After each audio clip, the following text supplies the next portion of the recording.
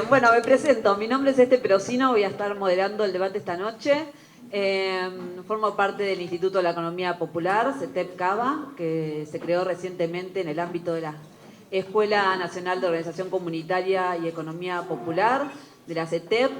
El instituto se propone ser una herramienta de lectura de las tramas del poder urbano y un instrumento de interpelación de ese organismo vivo que es la ciudad. Entre otras tareas, estamos organizando este ciclo de debate sobre la metrópolis que viene, con el apoyo de la revista Crisis y del Torcuato Tasso.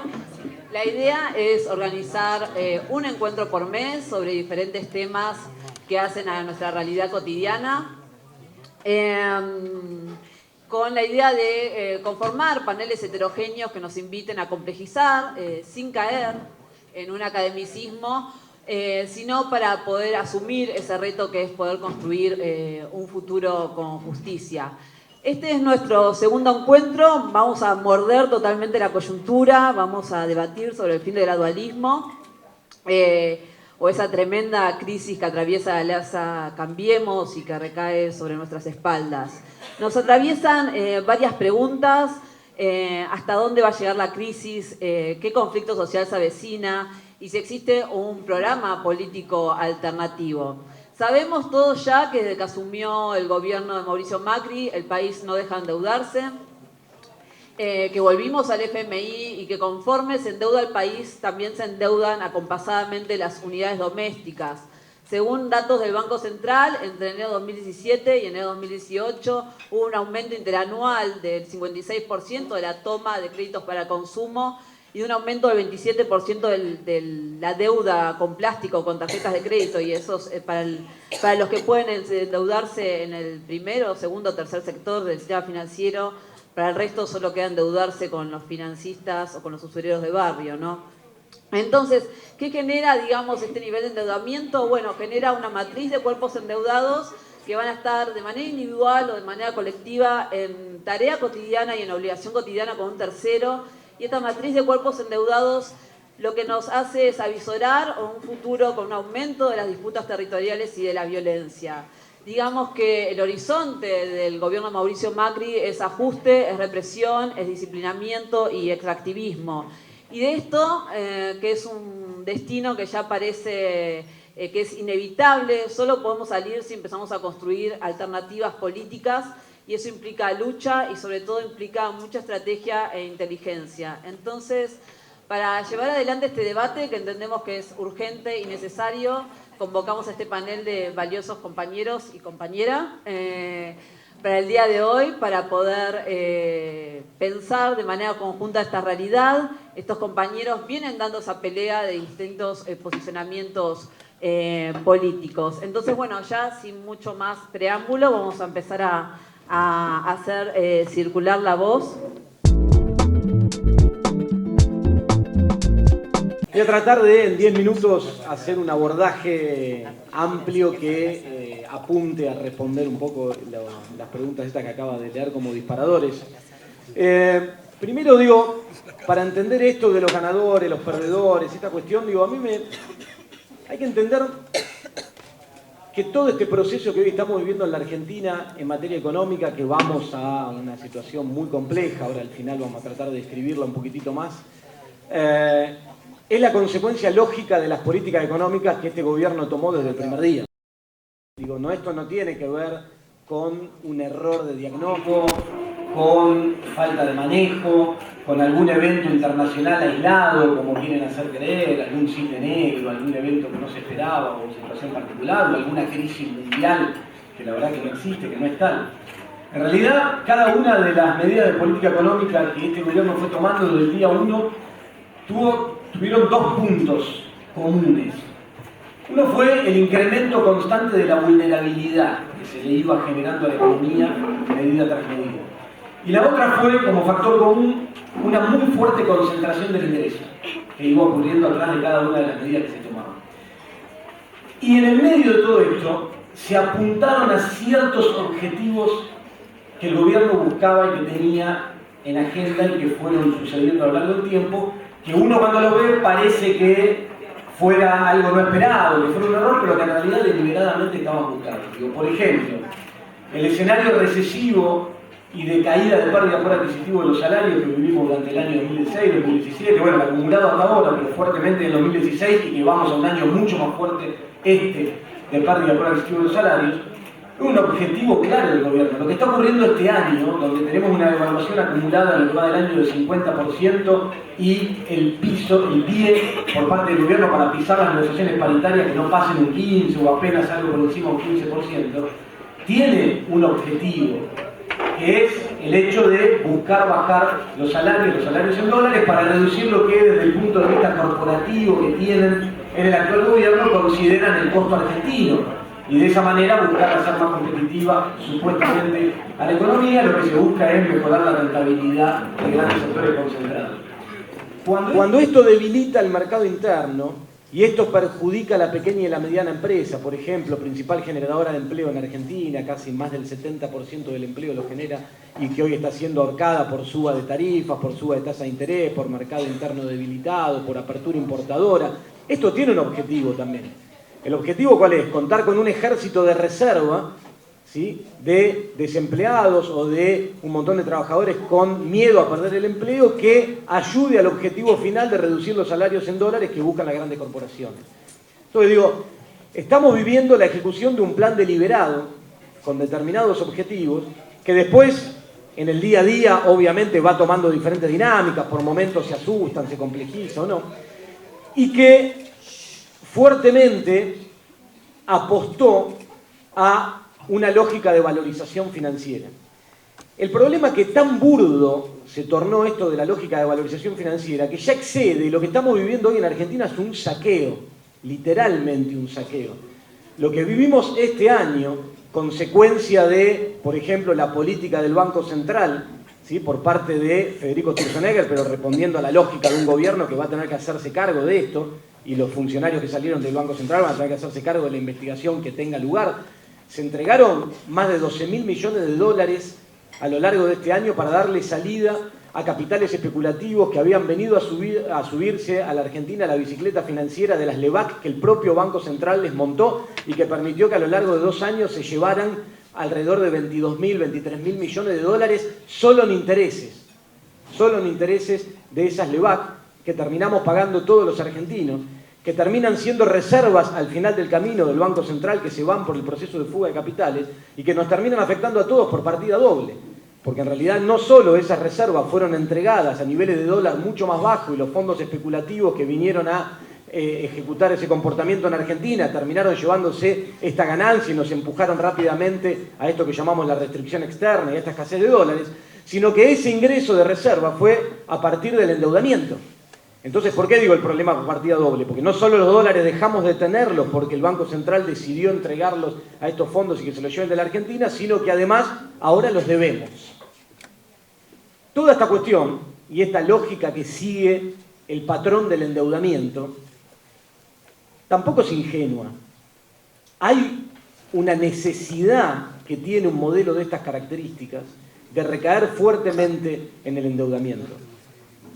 En el endeudamiento externo de la Argentina, que tuvo como punto final, como la frutilla del postre, el ir a buscar al Fondo Monetario Internacional, ninguna improvisación tampoco, quizá en las formas de cómo se llegó puede ser el día en que se hizo el anuncio, medio desprolijo, pero evidentemente desde el primer momento que se buscó acercarse al Fondo Monetario Internacional y volver a traerlo a la Argentina y volver a traerlo en calidad de acreedor a la Argentina, sino también la deuda funciona como instrumento en otro plano, algo que se ejecutó muy fuerte el año pasado y que es los niveles de endeudamiento familiar a los cuales se empujó a los hogares de la Argentina.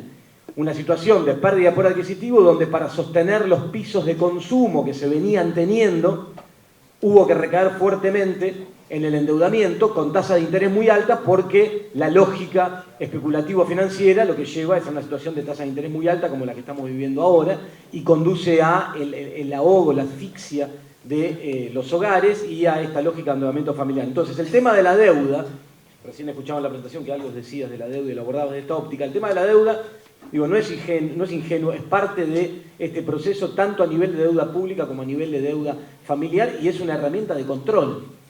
¿sí?, de parte de un modelo de estas características. Toda esta situación obviamente implica ganadores y perdedores, que era una de las preguntas que me hacían. Los grandes ganadores de esto son los sectores concentrados, sectores agroexportadores, algunos concentrados de la industria vinculados con la exportación, que aumentan su rentabilidad por más bajos salarios en dólares. El sector financiero, obviamente. Los grandes capitales especulativos internacionales, obviamente. Y los grandes perdedores somos todos los argentinos. Los grandes perdedores son las pequeñas y las medianas empresas, los comerciantes, los trabajadores que ven perder poder adquisitivo en su salario día a día y que van siendo las víctimas de esta lógica perversa de este modelo que se vino implementando. En este sentido, uno mira lo que está pasando hoy en Argentina con mucha preocupación. Digo, era completamente fácil de advertir esto que iba a ocurrir, en la crónica de una muerte anunciada, todo venía anticipándolo, algunos veníamos advirtiéndolo a viva voz por donde podíamos que esto iba a ocurrir, iba a terminar de esta manera. Y hoy la situación se torna muy compleja. Y hoy una de las preguntas que hacía es, bueno, ¿qué va a pasar ahora? ¿Cómo viene el corto plazo? ¿Qué pasa con el dólar y con la situación de todos los argentinos? Lamentablemente en el plano financiero estamos en una situación muy delicada donde esta corrida que ahora de manera muy manipulada, ¿no?, con acuerdos compulsivos entre el propio gobierno, el Banco Central y los bancos, trata de sostenerse poniéndole broche por todos lados para tratar de no llegar a una corrida que termine en una espiralización devaluatoria inflacionaria rápidamente y que termine en una crisis política, va generando cada vez mayor fragilidad al final del camino.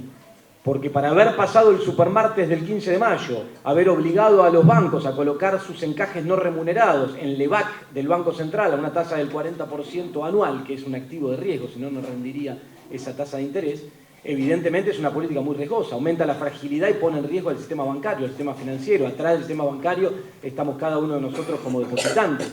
La situación es muy compleja. La corrida bancaria no cesó. El atraso cambiario fue generado como consecuencia de la bicicleta financiera que montó el Banco Central con objetivo específico de negocio. La deuda y la energía fueron dos grandes objetivos específicos de negocios que ejecutó este gobierno desde el inicio hasta ahora, y que ahora empieza a trastabillar porque la cosa se empieza a ir de las manos. La crisis financiera está ahí presente, llegó para quedarse. Cuando uno analiza qué es lo que está pasando hoy, la llegada del Fondo Monetario es una muy mala noticia, una pésima noticia. Yo lamento que hoy no hayan logrado el quórum en el Congreso para tratar de ponerle un freno a esta situación, porque realmente es una pésima noticia para todos los argentinos el retorno con el Fondo Monetario. De todas formas, yo creo que más allá del primer desembolso de los 15.000 millones de dólares que se van a hacer en los próximos días, el resto de las cuotas, que son cuotas trimestrales para completar los 50.000 millones de todo el programa, que van a ser sujetas a revisiones trimestrales de objetivos que el Fondo Monetario le va planteando al gobierno, creo que no van a llegar a realizarse ningún desembolso porque hoy no están dadas las condiciones en el plano político, económico, social en Argentina para poder avanzar con esa agenda. De manera que cuando uno analiza esto, los 15.000 millones de dólares no alcanzan prácticamente para nada para solucionar los problemas que hoy la economía tiene. Hoy hay un déficit fiscal de arriba de los 30.000 millones de dólares, en pesos, pero el equivalente es arriba de los 30.000 millones de dólares, un déficit de cuenta corriente por cerca de los 40.000 millones, 35.000 millones de dólares, y una bomba de tiempo de LEVAX que también traducida a dólares es algo así como 45.000 millones de dólares, y ese dinero del Fondo Monetario supuestamente va a estar para financiar parte del déficit fiscal y para desarmar la bomba de tiempo de las LEVAC que el Fondo Monetario exige desarmar. De manera tal que si está para eso, no alcanza ni de casualidad para cubrir el déficit externo que tiene la Argentina. Para cubrir ese déficit externo, este gobierno no va a estar dispuesto a atender ninguna de las cuestiones estructurales que habría que atender. Por ejemplo, no va a estar dispuesto a obligar a los exportadores a liquidar e ingresar sus dólares al país, no va a estar dispuesto a restablecer el esquema de retenciones, no va a estar dispuesto a administrar el comercio, no va a estar dispuesto a poner un impuesto al turismo para equilibrar la cuenta de turismo, y mucho menos a regular los flujos de capitales especulativos para evitar estas salidas que vivimos el otro día, donde no solo no están dispuestos a regularlas, sino que terminan siendo socios y le terminan dando salida en condiciones convenientes. Entonces, si no están dispuestos a avanzar en ninguna de esas reformas de carácter estructural para cerrar el frente externo, la única alternativa que queda al alcance de la mano es cerrarlo con una devaluación más fuerte del tipo de cambio. Y ese es el escenario que estamos transitando. Por eso este recorrido hacia los 30 pesos, que hoy se toma un paréntesis por el cambio de autoridades en el Banco Central y estas modalidades que lanzaron ahora para tratar de frenarlo manipuladamente, pero que después va a seguir su camino. El gran riesgo de esto es terminar en una espiralización devaluatoria inflacionaria que termine yéndose de control. En este plan que vino a ejecutar el gobierno de debilitamiento del mercado interno, de caída de los salarios, etcétera, que describía al principio, empiezan a irse de control algunas de las variables y empezamos a avanzar hacia un terreno muy delicado, muy complicado. La mala noticia que todo esto que estoy describiendo en el plano financiero, con todo lo que ocurrió hasta ahora y con lo lejos que está de solucionarse, con las altas tasas de interés que tenemos, imposibilidad de bajarla, la bomba de tiempo de esas letras, los bonos compulsivos que hoy se están emitiendo al mercado, la vuelta de los fondos buitres de la mano de los funcionarios del propio gobierno, empiezan a marcar un escenario pésimo para el plano de la economía real. La economía real, en materia de inflación, vamos a vivir una disparada inflacionaria que recién empieza. En materia de poder adquisitivo de los salarios, una caída muy fuerte que también recién empieza porque va a haber una resistencia a reapertura y a acomodar esa situación. Y un escenario de recesión, el peor de los mundos en materia macroeconómica, lo que los economistas llamamos una estanflación, una mezcla de recesión en el plano económico con muy alta inflación. Para cerrar, porque me queda solo un minuto, después no sé si intercambiaremos, pero lo que quiero marcar es, a todos estos problemas que estamos marcando y la consecuencia de estas cuestiones que se vienen advirtiendo, ¿hay solución? Sí, claro que hay solución. Nos debemos una gran batalla cultural atrás de todo lo que tiene que ver con la cuestión económica. Y la Ciudad de Buenos Aires creo que es un ámbito propicio para eso. Acá nació este gobierno y creo que es un ámbito muy interesante para dar esta batalla cultural. Muchas de estas cosas, hace rato que las venimos trabajando, yo creo que falta profundizarlas en dos planos, y fue uno de los grandes problemas que tuvimos en el pasado, en el de la comunicación y la difusión de estas cuestiones como parte de la batalla cultural, y en la institucionalidad, que creo que va a haber que abordar en alguna otra nueva etapa, y que me parece que cierta falta de institucionalidad fue lo que dio lugar y permitió estos movimientos tan abruptos que vivimos en tan solo 2 años, donde hoy nos están dejando ahorcados con una economía endeudada, con un aparato productivo, industrial destruido, con un mercado de trabajo y unos niveles de conflictividad social intolerables, con un derrotero que todavía no terminó. Para cerrar, me parece que la solución al giro de 180 grados que debería darse para modificar esta realidad, obviamente que depende de la política. Y ahí es donde tiene que dar la disputa. Yo creo que los movimientos sociales, creo que los movimientos sindicales van a tener un rol protagónico muy importante en la etapa que viene ahora en el corto plazo en Argentina. Creo que desde muchas de esas organizaciones empieza a haber presiones muy fuertes, las vivo viajando y dando charlas por todo el país, muy fuertes de abajo hacia arriba, parte de la dirigencia y parte de política y parte de las cúpulas de algunos sectores sindicales me parece que están demostrando no estar a la altura de las circunstancias, y muchos sectores de base empiezan a presionar para que muchas de estas cosas vayan a cambiar en la realidad en el futuro próximo. Parece que la apuesta tiene que ser a la política y a estos movimientos que empezamos a ver, y lo que uno pueda aportar, de donde pueda aportar para lograr que estas cuestiones vayan a modificarse y para que podamos entre todos generar una alternativa que ponga un freno a esto, que gire 180 grados y que nos permita recuperar una economía inclusiva, productiva, industrial, donde aprendamos de los errores del pasado, que los hubo y que habría que corregirlos para poder retomar un camino de crecimiento sostenible en el tiempo que nos permita enfrentar las restricciones estructurales que tiene la economía argentina para lograr un proceso de desarrollo de largo plazo y que nos incluya a todos. Bueno, tengo varias cosas más, pero ya me pasaron 2 minutos. Después Gracias, Agustín.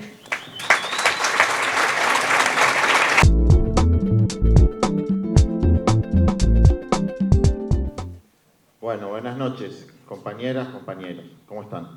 ¿Bien? ¿Está buena la charla? Bueno, yo tuve un día feo, así que estoy de re mal humor. Así que espero no ofender y molestar a nadie. Aparte me estaba peleando con una persona que quiero mucho, mucho, mucho, pero no lo puedo decir públicamente porque me molesta, que es Miriam. Entonces ya vengo peor de peor humor. Después cuento la pelea y ustedes deciden quién tiene razón. No, o sea, no, eso es de mago. No.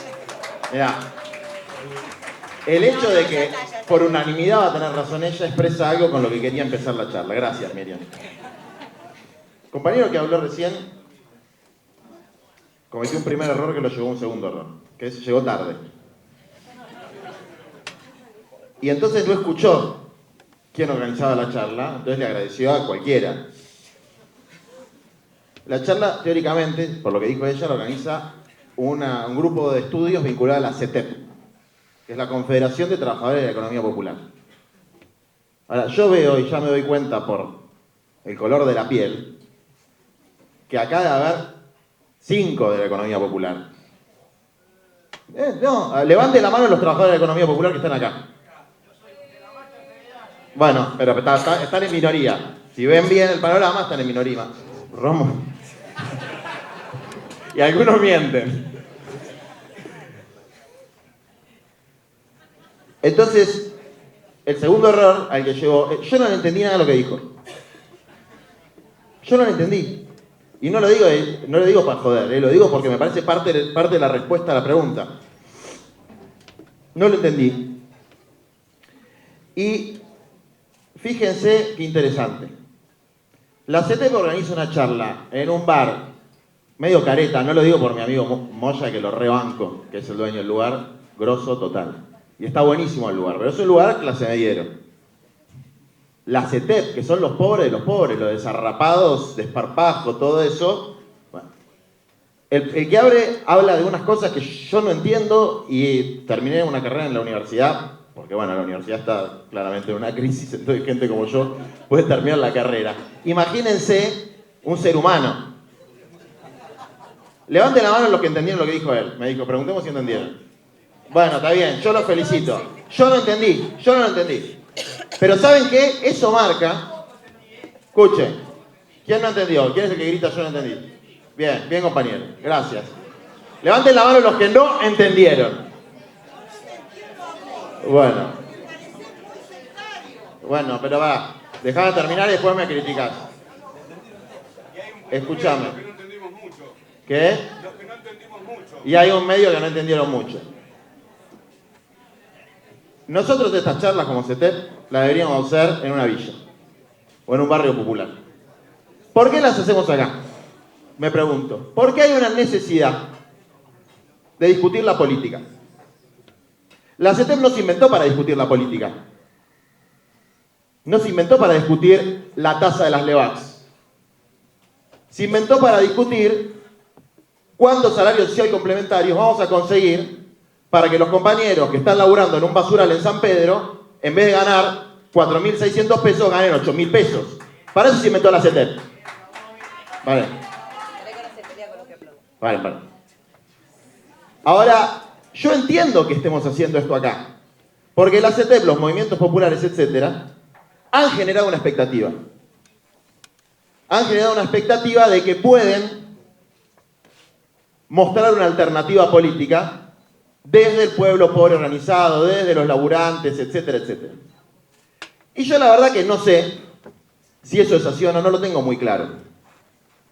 Lo que tengo claro es que no tiene que perder su naturaleza y su esencia, que es la pelea por lo reivindicativo. Y eso tiene mucho que ver con la pregunta.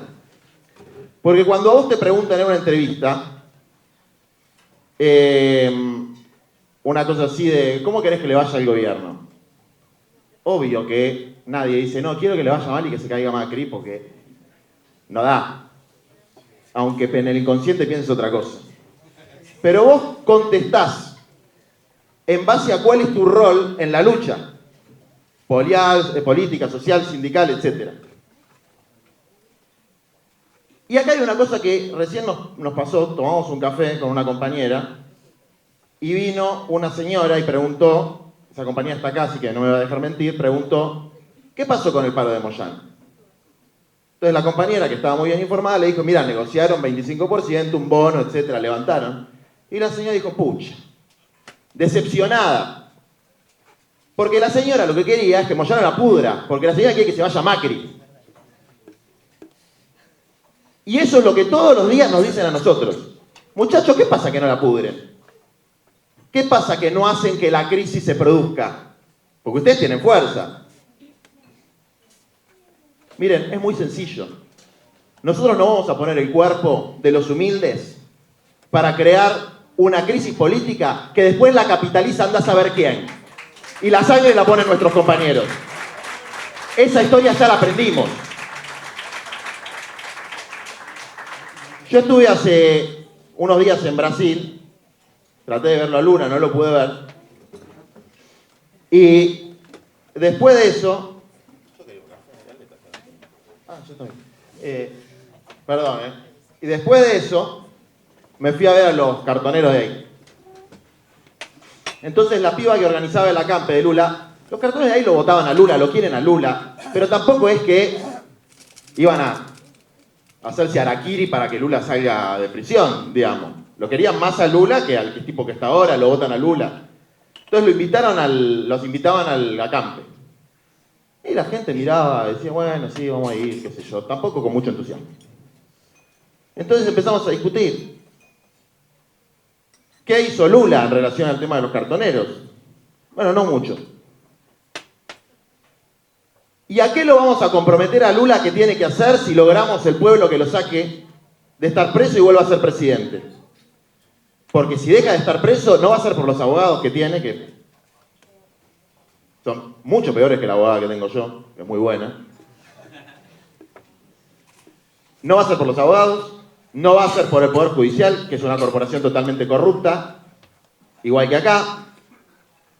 Va a ser porque el pueblo lo saque, porque lo voten, por esto, por lo otro. Ahora, ¿en qué lo vamos a comprometer a Lula, a los movimientos populares, en el próximo mandato? Y yo creo que ahí hay un rol que es indelegable. Entonces, por eso me voy a referir un poco a lo de la crisis. La crisis puede ir para un lado o para el otro. La crisis puede ser una oportunidad para construir una alternativa mejor, o la crisis puede ser también una oportunidad de mayor acumulación para el capital. Puede ser una oportunidad para que se aplique la doctrina del shock y del caos permanente, que es una doctrina muy a gusto de los grandes capitales, que es los países que no tienen absolutamente ninguna capacidad de tomar una decisión soberana. Y eso no es porque los que estén ahora sean grandes soberanistas, pero si no tienen ninguna capacidad porque hay un caos y un quilombo permanente, bueno, a río revuelto, ganancia de pescadores. Entonces la pregunta de lo de la crisis es una pregunta que no puede tener una respuesta única. Tiene que ver con los grados de acumulación que hay para que esa crisis se resuelva en una alternativa que acumule más para los sectores populares, que son los que nosotros intentamos defender, muy particularmente para el 25% que, y voy a discrepar de nuevo con el compañero que habló antes, que es horrible porque vos hablas después, entonces sos un vivo bárbaro, porque después vuelve. Es el concepto de ejército de reserva. Miren, ese concepto, yo no soy un gran marxista, acá están los otros que saben más. Pero ese concepto es el único que estudié. Primer tomo de Capital, capítulo 21. Todo modo de producción crea su propia superpoblación relativa. Esa superpoblación relativa tiene una función que es de la del ejército industrial de reserva hace 100 y pico de años, que era bajar los salarios. Ahora, ¿qué porcentaje necesitas de gente que esté fuera del mercado laboral para que sea ejército industrial de reserva? Ya está recontra superado ese porcentaje. Ya está recontra superado. Acá hay otra situación, que es una situación internacional del descarte social y humano, donde hay un montón de compañeros que por más que se aplique un modelo productivista, keynesiano, neo-keynesiano, súper recontra keynesiano, en el capitalismo no van a tener lugar. Y yo la verdad que acá somos relativamente jóvenes, tenemos entre 35 y 45 años, y no quiero seguir militando toda la vida pensando que estoy militando para que el capitalismo sea un poco una mierda. Yo quiero que no haya más capitalismo. Y los ideales, como las estrellas, por ahí no los alcanzás.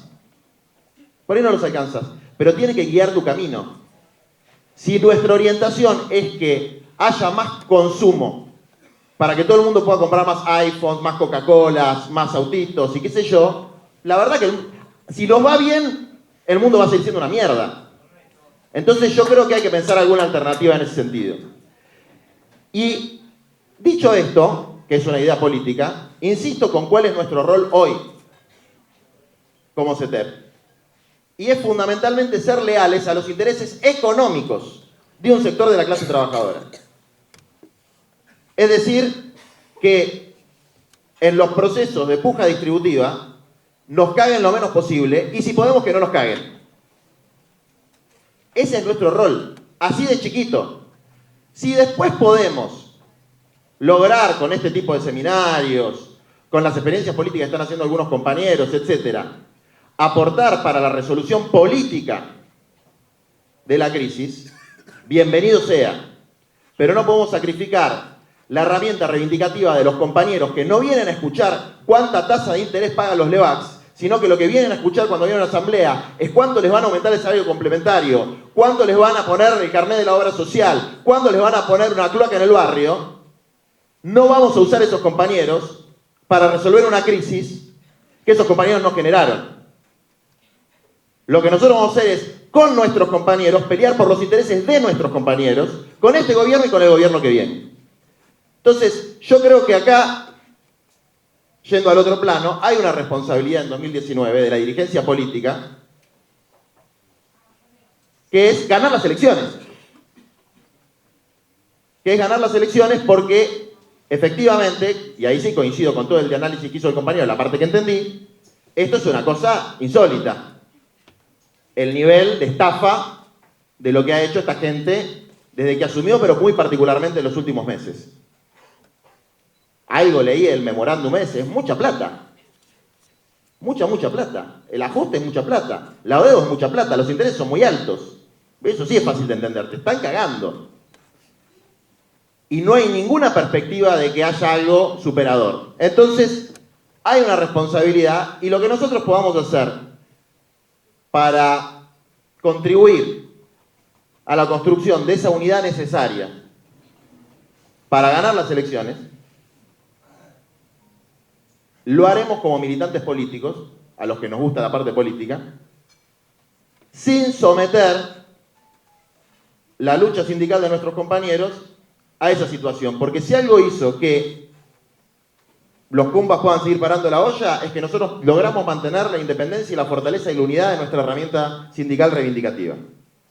Y eso no lo vamos a rifar por más que nos corran por Twitter, por Facebook, por lo que sea. Si mañana viene la ministra esta, que yo digo que es buena y todos me putean, y podemos cerrar un buen acuerdo para que los compañeros estén un poco menos peor de lo que van a estar, pero no tengo ninguna duda de que lo vamos a hacer. Ninguna duda. En la medida que para los compañeros sea positivo. ¿Por qué? Porque los empresarios defienden los intereses de su clase, los agropecuarios defienden los intereses de su clase. Nosotros defendemos los intereses de nuestros compañeros, en cada coyuntura, en cada situación, de la mejor manera posible. Para finalizar. ¿Eso es el capitalismo que no querés? No, la lucha sindical dentro del capitalismo, la lucha sindical dentro del capitalismo, la lucha económica dentro del capitalismo, es la lucha por los intereses económicos de un sector de la sociedad, por la plata. Es bien concreta. Se cuenta en pesos. Y después hay otras luchas que algunos compañeros nuestros participan muy abiertamente y lo hacen muy bien. Que es la lucha política para ganar las elecciones, que tampoco es terminar con el capitalismo, Ni por asomo es terminar con el capitalismo. Ni siquiera es terminar con un modelo capitalista dependiente. Porque no nos da ni siquiera la correlación de fuerza, aunque tengamos muy buenos compañeros como Axel, muy buenos dirigentes como los dirigentes que estuvieron en el gobierno anterior, que yo los admiro, los banco, los quiero mucho, pero que no hemos podido hacer cosas elementales como, por ejemplo, la famosa cuestión de la urbanización de las 4.200 villas, que no se ha resuelto. Nosotros tenemos 3,5 millones de compañeros que no tienen cloacas. No es una planta termonuclear, no es Atucha 4, es una cloaca. Tan difícil es hacer una cloaca. Bueno, yo hice algunas cuentas, bueno, un montón de guita. Tampoco tanta, pero 450.000 millones de pesos según el cálculo del Ministerio de Modernización. Bueno, ¿eso lo podemos hacer? Yo creo que sí. Creo que si Axel es presidente, Axel lo va a hacer.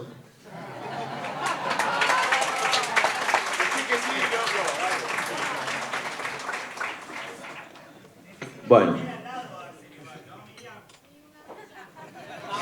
Si Miriam es presidente, te hace la cloaca, la luz y el agua. Obvio.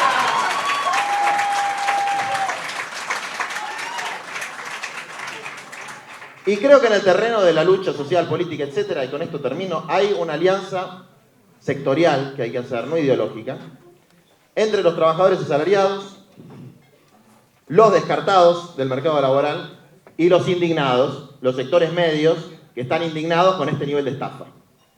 Ahí hay un bloque de alianza que creo que tiene que poner el eje, creo que tiene que poner la orientación fundamental en la cuestión económica, que en última instancia es el interés principal de quienes quieren acumular a costa del sufrimiento de otros. Y nuestra agenda, desde los movimientos populares, que tiene mucho que ver con la política y que tiene mucho que ver con el Estado, de una reforma estructural en el campo, que permita que nuestros compañeros campesinos y pueblos originarios tengan acceso a la tierra, pero además que la renta de campo se consiga en mayor medida de lo que se consigue hoy, que es una reforma urbana que permita que estos 4.300 villas de asentamientos tengan todas las condiciones propias de una ciudad más o menos funcional: agua, luz, cloacas, calles, salitas, hospitales, escuelas, etc. Y una reforma de la estructura laboral que permita que nuestros compañeros descartados de este modelo, y por ahí Axel esto lo puede contestar, y creo yo de cualquier otro modelo, porque no creo que si gana las elecciones Axel o Miriam, no creo que si ganan puedan resolver el problema del desempleo. Es decir, que de repente todos nuestros compañeros van a tener trabajo en relación de dependencia con convenios colectivos de trabajo. No creo ni que lo puedan hacer gobernando 15 años. Fue un problema estructural del sistema, porque pasa en todos lados. Entonces, ¿qué pasa con esos compañeros? Bueno, nosotros tenemos una política para eso. Por ahí hay una mejor. Nosotros tenemos una política que es la política de la economía popular. Y esa política implica que el Estado tiene que subsidiar el 50% del salario. Y hemos conseguido que subsidie el 50% del salario a 420.000 compañeros. Y el resto del salario se lo inventan ellos. Entonces, nosotros tenemos una agenda que tiene por lo menos esas tres cosas. Que esa agenda esté en quien sea que vaya a hacer la gran patriada de permitir que nuestra patria se libere de semejante sátrapa como el que hoy nos gobierna. Muchas gracias, compañero. Gracias, Juan.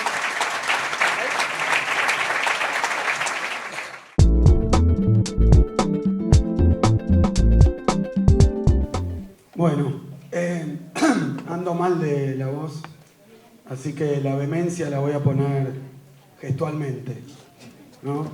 Pero imagínense que esto lo digo en un tono muy fuerte y que estoy tremendamente convencido. No, sobre la primera cuestión que decía Juan, sobre los economistas, cómo hablamos, si se nos entiende o no, si hace falta entendernos. Bueno, no tengo dicho yo, sino que lo tiene dicho Scalabrini Ortiz y varios más, esa frase tan famosa de que si a un economista no le entendés lo que te está diciendo, yo la jorné así, es que te está cagando, ¿no? Pero no me refiero... Perdón. No, lo digo por... Perdón. No, sí, Caureche también lo dijo, sí, pero Scalabrini lo dijo... Bueno, qué sé yo, no importa. Lo decimos nosotros acá, estamos todos de acuerdo, así que está bien. No, pero yo me voy a permitir también invertirla. Si a un economista le entendés todo lo que te dice, capaz que es neoliberal.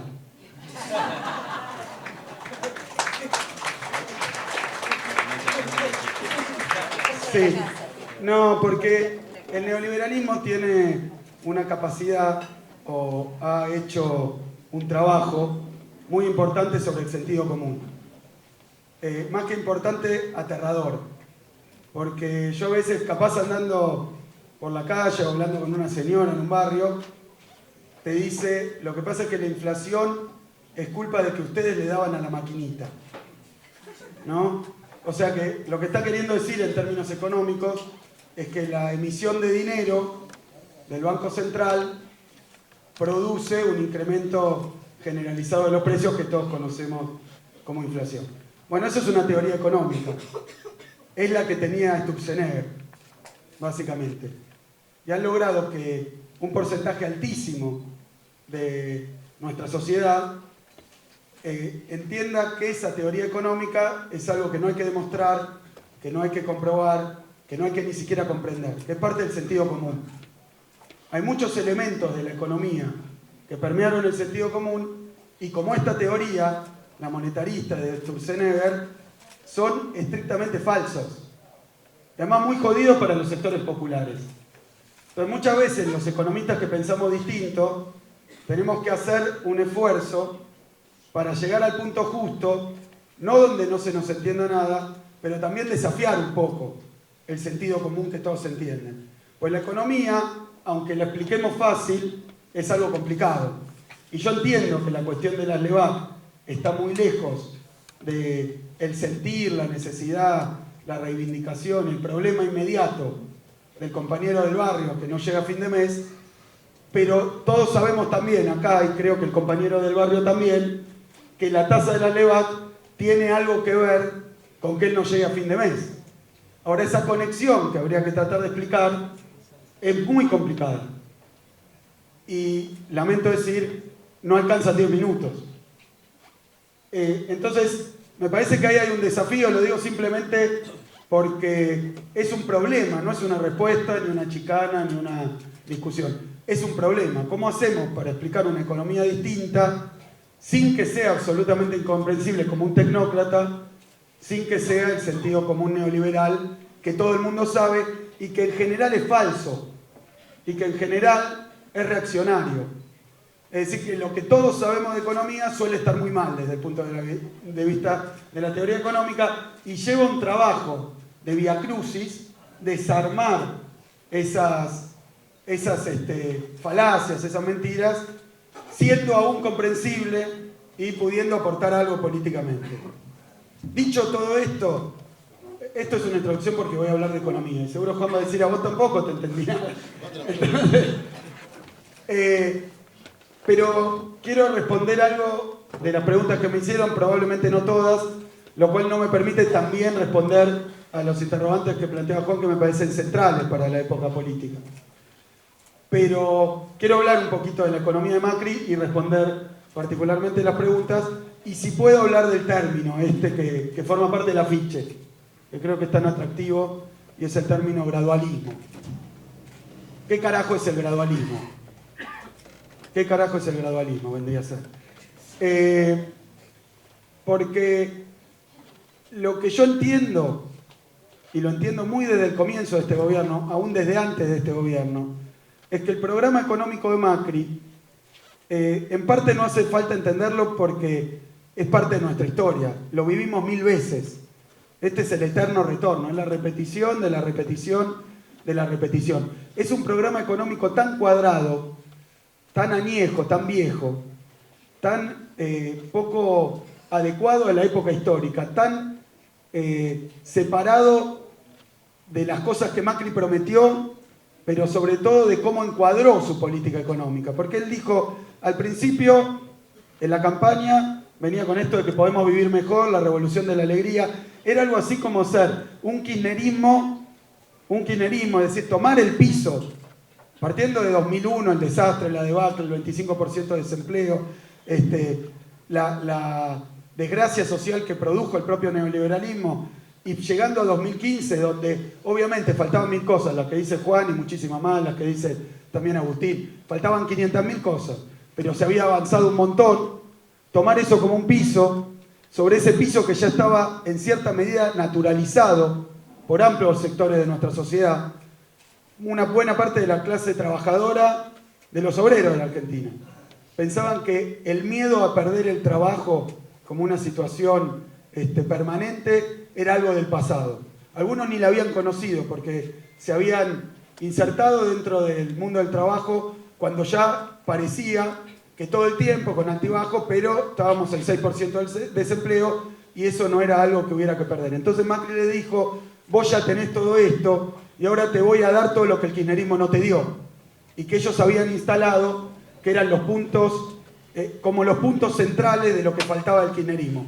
Ahí cuento impuesto a las ganancias, sacar el impuesto a las ganancias, el 82% móvil a los jubilados. Es decir, era como una especie de adicional de lo que faltaba. Cuando llegó el gobierno, cambió el discurso, cambió el humor, cambió la situación y pasó del podemos vivir mejor al vivíamos demasiado bien. Que yo tengo comprendido que es lo contrario, ¿no? Pero que como promesa electoral estaba fea. Vivíamos demasiado bien, les voy a destruir su estándar de vida porque además era una fantasía y no se lo merecían, pero era culpa del gobierno anterior que les hizo creer que la energía era gratis, que el trabajo era un derecho, que las pymes eran eficientes, que los sectores populares tenían derechos que cumplirle y así sucesivamente. ¿Pero qué programa aplicó? Aplicó un programa neoliberal de manual. Probablemente el término neoliberal entre dentro de esos que vos decís, Juan, que no se entienden, porque efectivamente no se entienden, y ahora voy a decir algo que se entiende menos, que es para entendidos, pero por lo menos los que lo vivimos históricamente lo llevamos un poco marcado en el cuerpo, con lo cual no nos hace falta entenderlo, que se llama Consenso de Washington. Y para decirlo más claramente, para toda una generación de argentinos, es el programa del FMI lo que vino a aplicar Macri, que consiste en abrir las importaciones, si no me entienden, interrúmpanme, pero abrir las importaciones, dejar entrar una catarata de productos de afuera, que en general son más baratos por varios motivos, no solo porque los de afuera producen bien, mejor, más tecnológicamente, sino porque producen con salarios más bajos, muchas veces, y además porque hay una crisis internacional complicada donde les sobra de todo. Así que abrir las puertas de la Argentina al aluvión de productos internacionales que sobraban. Bajar los salarios es parte del programa neoliberal. Por eso decía, algo que voy a decir es Consenso de Washington. Todo esto que están haciendo está en el famoso Consenso de Washington, un plan que escribieron en el 91 ahí en Washington y lo llamaron extrañamente consenso, porque era un consenso de los 4 sátrapas que lo estaban escribiendo. La verdad que no hubo un consenso, pero se lo empezaron a aplicar a todos los países de Latinoamérica y el plan del menemismo es eso. Bueno, este plan es muy parecido y es muy parecido al plan de Martínez de Oz. No tiene ni un grano de novedad. Abrir las importaciones, bajar los salarios, desregular la entrada y salida de capitales. Básicamente que los capitales especulativos entran y salen sin dar explicación, sin dar aviso y sin ninguna restricción. Poner la tasa de interés alta, y lo explico mínimamente. El tipo que especula, ¿de qué vive? De la tasa de interés. La tasa de interés alta es darle plata a los especuladores y fundir el crédito, porque el que tiene que tomar crédito, una pyme, un jubilado, tiene una tasa de interés altísima, con lo cual el crédito es muy caro. Pero eso es bueno para los sectores especulativos. El ajuste de las cuentas públicas, también, que es la reducción de los gastos en educación, en salud, también en prestaciones sociales o en derechos sociales, todo eso es parte de este programa. Y obviamente a eso hay que agregarle un resultado claro de todas estas veces, todos los episodios donde vivimos esto, que es el desendeudamiento, la desindustrialización y la exclusión social. Es el mismo programa de siempre. ¿Cuál sería, el endeudamiento? ¿Cuál sería el toque de Macri? Primero el discurso, porque las otras experiencias neoliberales eran de Martínez de Oz rompiendo la silla industria nacional y diciendo que eso era una cagada, entonces no teníamos que tener industria nacional y había que importar todo. Jamás lo diría un funcionario de Macri. Lo piensan. ¿Ustedes piensan que no lo piensan? Piensan eso. Piensan que los salarios son muy altos. No lo diría un funcionario de Macri. Piensan que la estima financiera está bien porque hay que hacer un engranaje y eso es entrar al mundo. Jamás lo diría. Es decir, ha sido un plan neoliberal con un discurso no neoliberal, porque obviamente Menem ya lo dijo, si decía lo que iba a hacer, no ganaba las elecciones. Entonces, me parece que el punto clave en todo esto es esta palabra gradualismo, que sería el toque humano, además de la cuestión discursiva del gradualismo, el toque humano del plan de Macri. Fíjense algunos puntos con respecto al gradualismo. ¿Qué es el gradualismo? El plan de ellos es abrir las importaciones y si esto funde toda la industria nacional, que es inevitable, adelante. ¿Lo pueden hacer en 3 días? No. ¿Por qué? Porque del otro lado van a tener, presuntamente, una resistencia, un sector social que le va a responder que no están dispuestos a esto. Más porque nuestro gobierno, mal que les pese, no terminó con una crisis, como puede haber sido la experiencia del primer gobierno democrático de Alfonsín, con el golpe de mercado. Entonces, para imponer estas medidas de cuajo, hace falta una buena crisis. Acá no hubo una buena crisis, terminamos con la Plaza de Mayo llena. Cristina tenía, si no me equivoco, una imagen positiva del 60% el día que termina el gobierno. Es decir, que había que construir una crisis. Ellos hablaron de una crisis asintomática, lo cual me lleva a reconocerles el ingenio, ¿no? Porque era una crisis que nadie había sentido, que no estaba, que es más o menos la familia del crecimiento invisible que vino después. Pero quiero decir esto del gradualismo, porque además hay por ahí dando vuelta un discurso de Martínez de Oz, donde dice que hay que aplicar este mismo plan, pero gradualmente. O sea que tampoco es un invento. ¿Qué es el gradualismo? Es la medida de la impotencia del ajuste. es la imposibilidad de aplicar todas esas medidas juntas al mismo tiempo por el nivel de la resistencia social.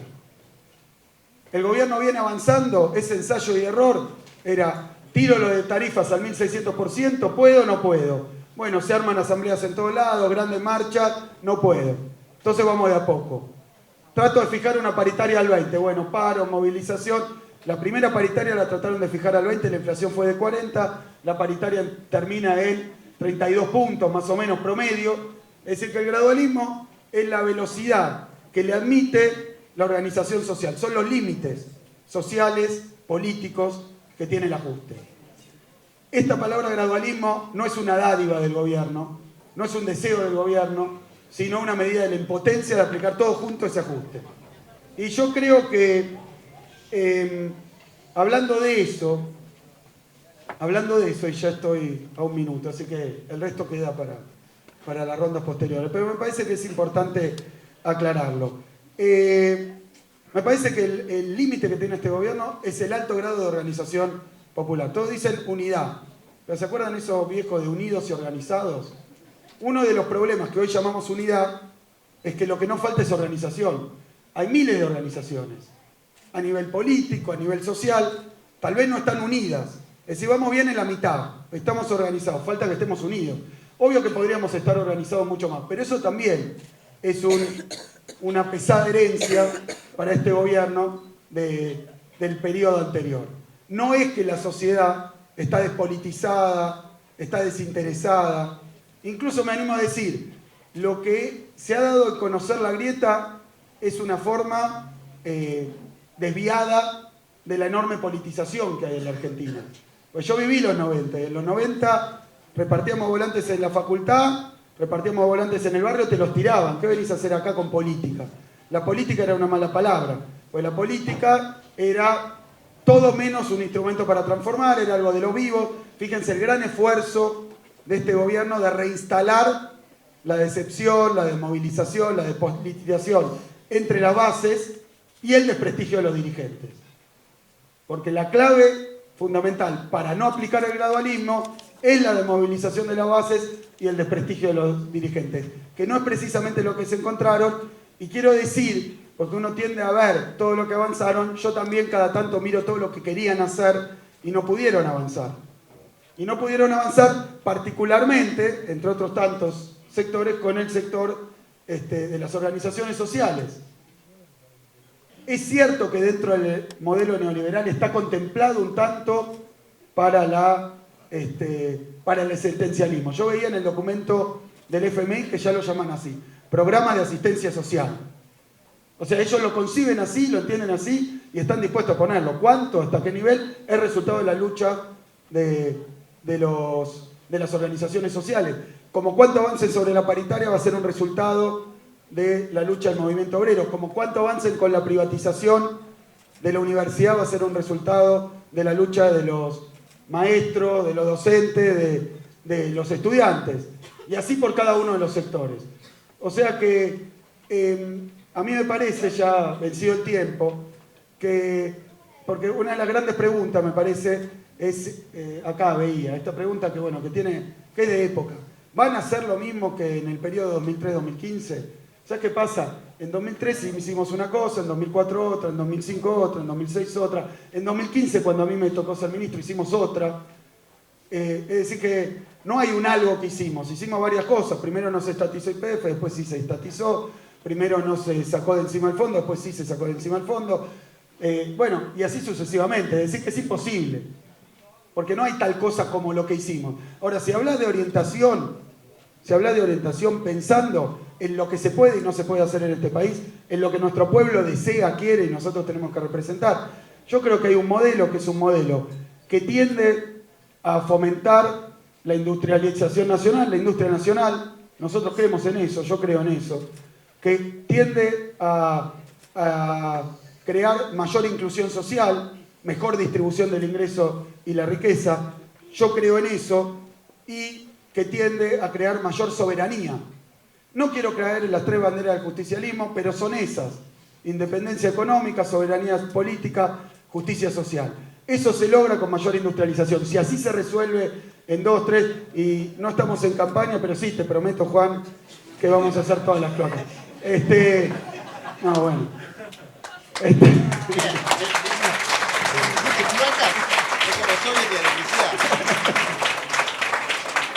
No, sí, hay una deuda porque había que hacer mucho más. Se hizo, faltó, hay que hacer mucho más. Ahora, lo que creo es que un modelo de crecimiento, inclusión, industrialización y soberanía es exactamente lo contrario de lo que está pasando ahora. ¿En qué circunstancias nos tocará aplicarlo la próxima vez? No lo sé. ¿Qué medidas serán las más propicias para conseguir ese resultado? Tampoco lo sé. Me parece que tampoco importa demasiado hoy una enumeración de esas que no son las mismas que se aplicaron en 2015, sí por la dirección, que trataremos que sea más rápido, más veloz, más eficiente y mejor, o sea, de otra forma de decirlo. Queremos volver mejores. Muchas gracias.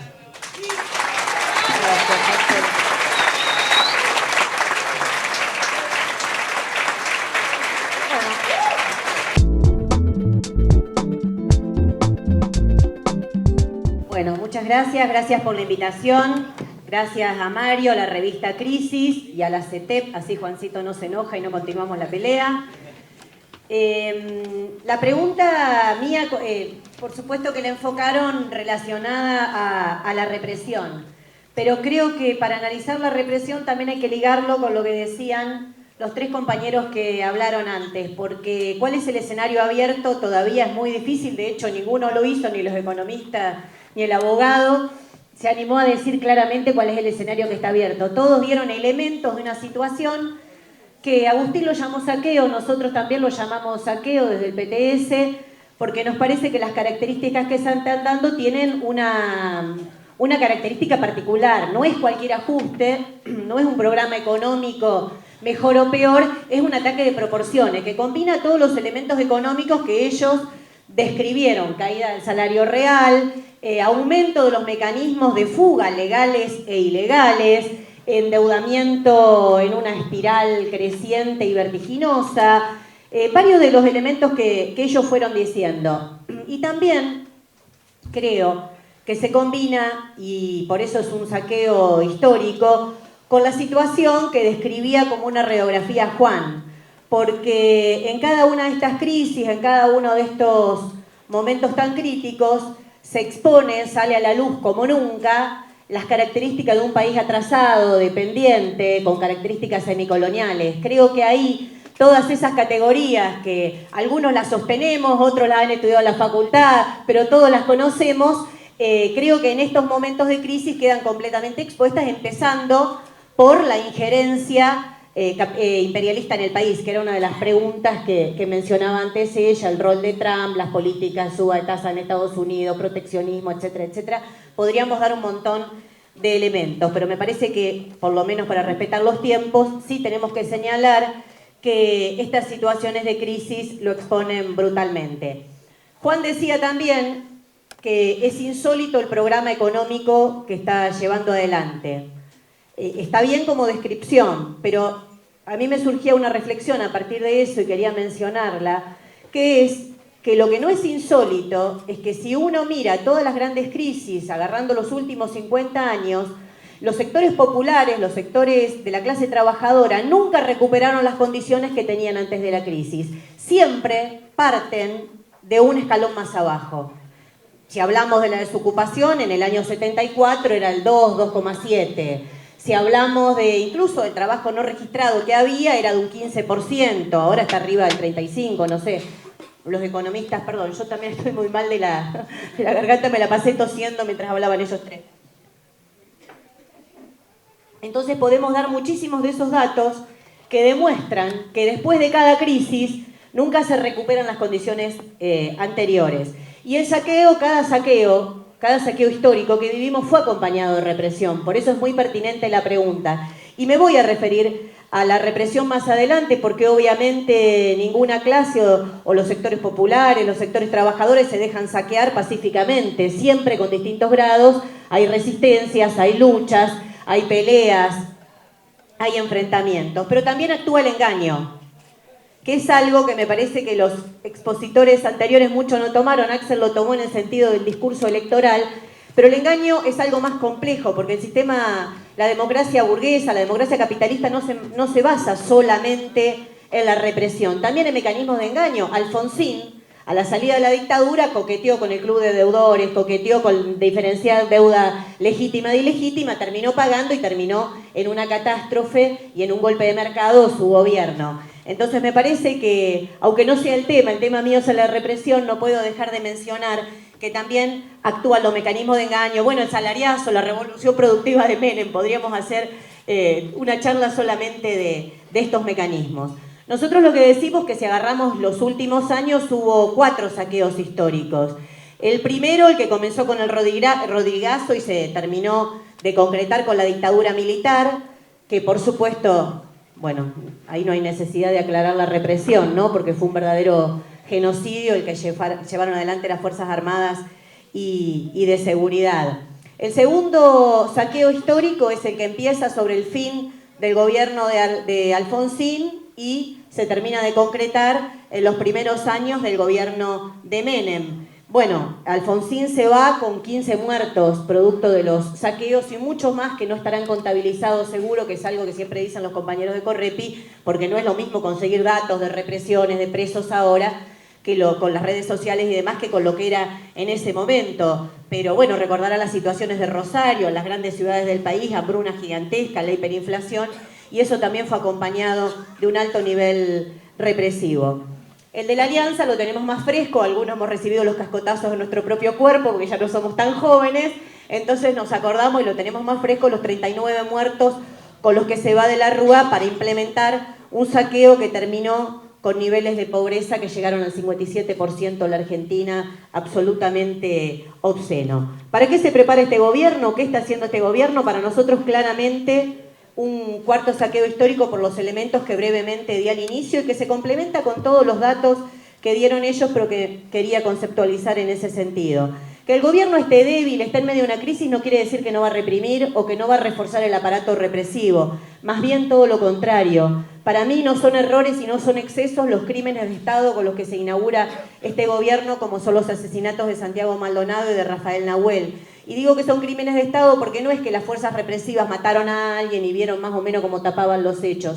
Articularon todo un sistema y mecanismos del Estado para verdaderamente justificar esos crímenes.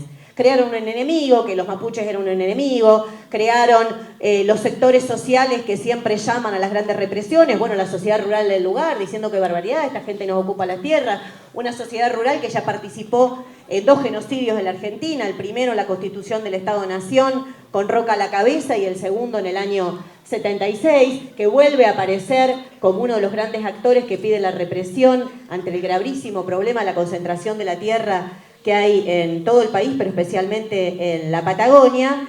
Y creo que todo lo que estamos viendo en el último tiempo, estos intentos de decir que hay un problema con el narcotráfico en la frontera, que Hezbollah se está organizando en la Argentina, bueno, los distintos argumentos que vemos, que los compañeros de La Poderosa organizan el narcotráfico en las villas, son argumentos que intentan justificar, y que Patricia Bullrich lo hace muy bien porque utiliza todo el tiempo discursos justificantes de la represión, elaborados para los sectores sociales que eso le quieren llegar, ¿no? Para el sector ese que pide más mano dura, que pide, bueno, que el ajuste lo hagan, pero que no salgan a joder a la calle, y que en ese camino está la discusión que abrieron de volver a utilizar a las Fuerzas Armadas en la represión interna. Y esto no es que nosotros elijamos que nos gusta que nos pegue mal la gendarmería, es que evidentemente lo que quieren hacer es reforzar el aparato represivo del Estado, liberando en las fronteras, pudiendo mandar militares a la frontera y liberando gendarmes, como lo dicen casi explícitamente, para los grandes centros urbanos, que es donde opinan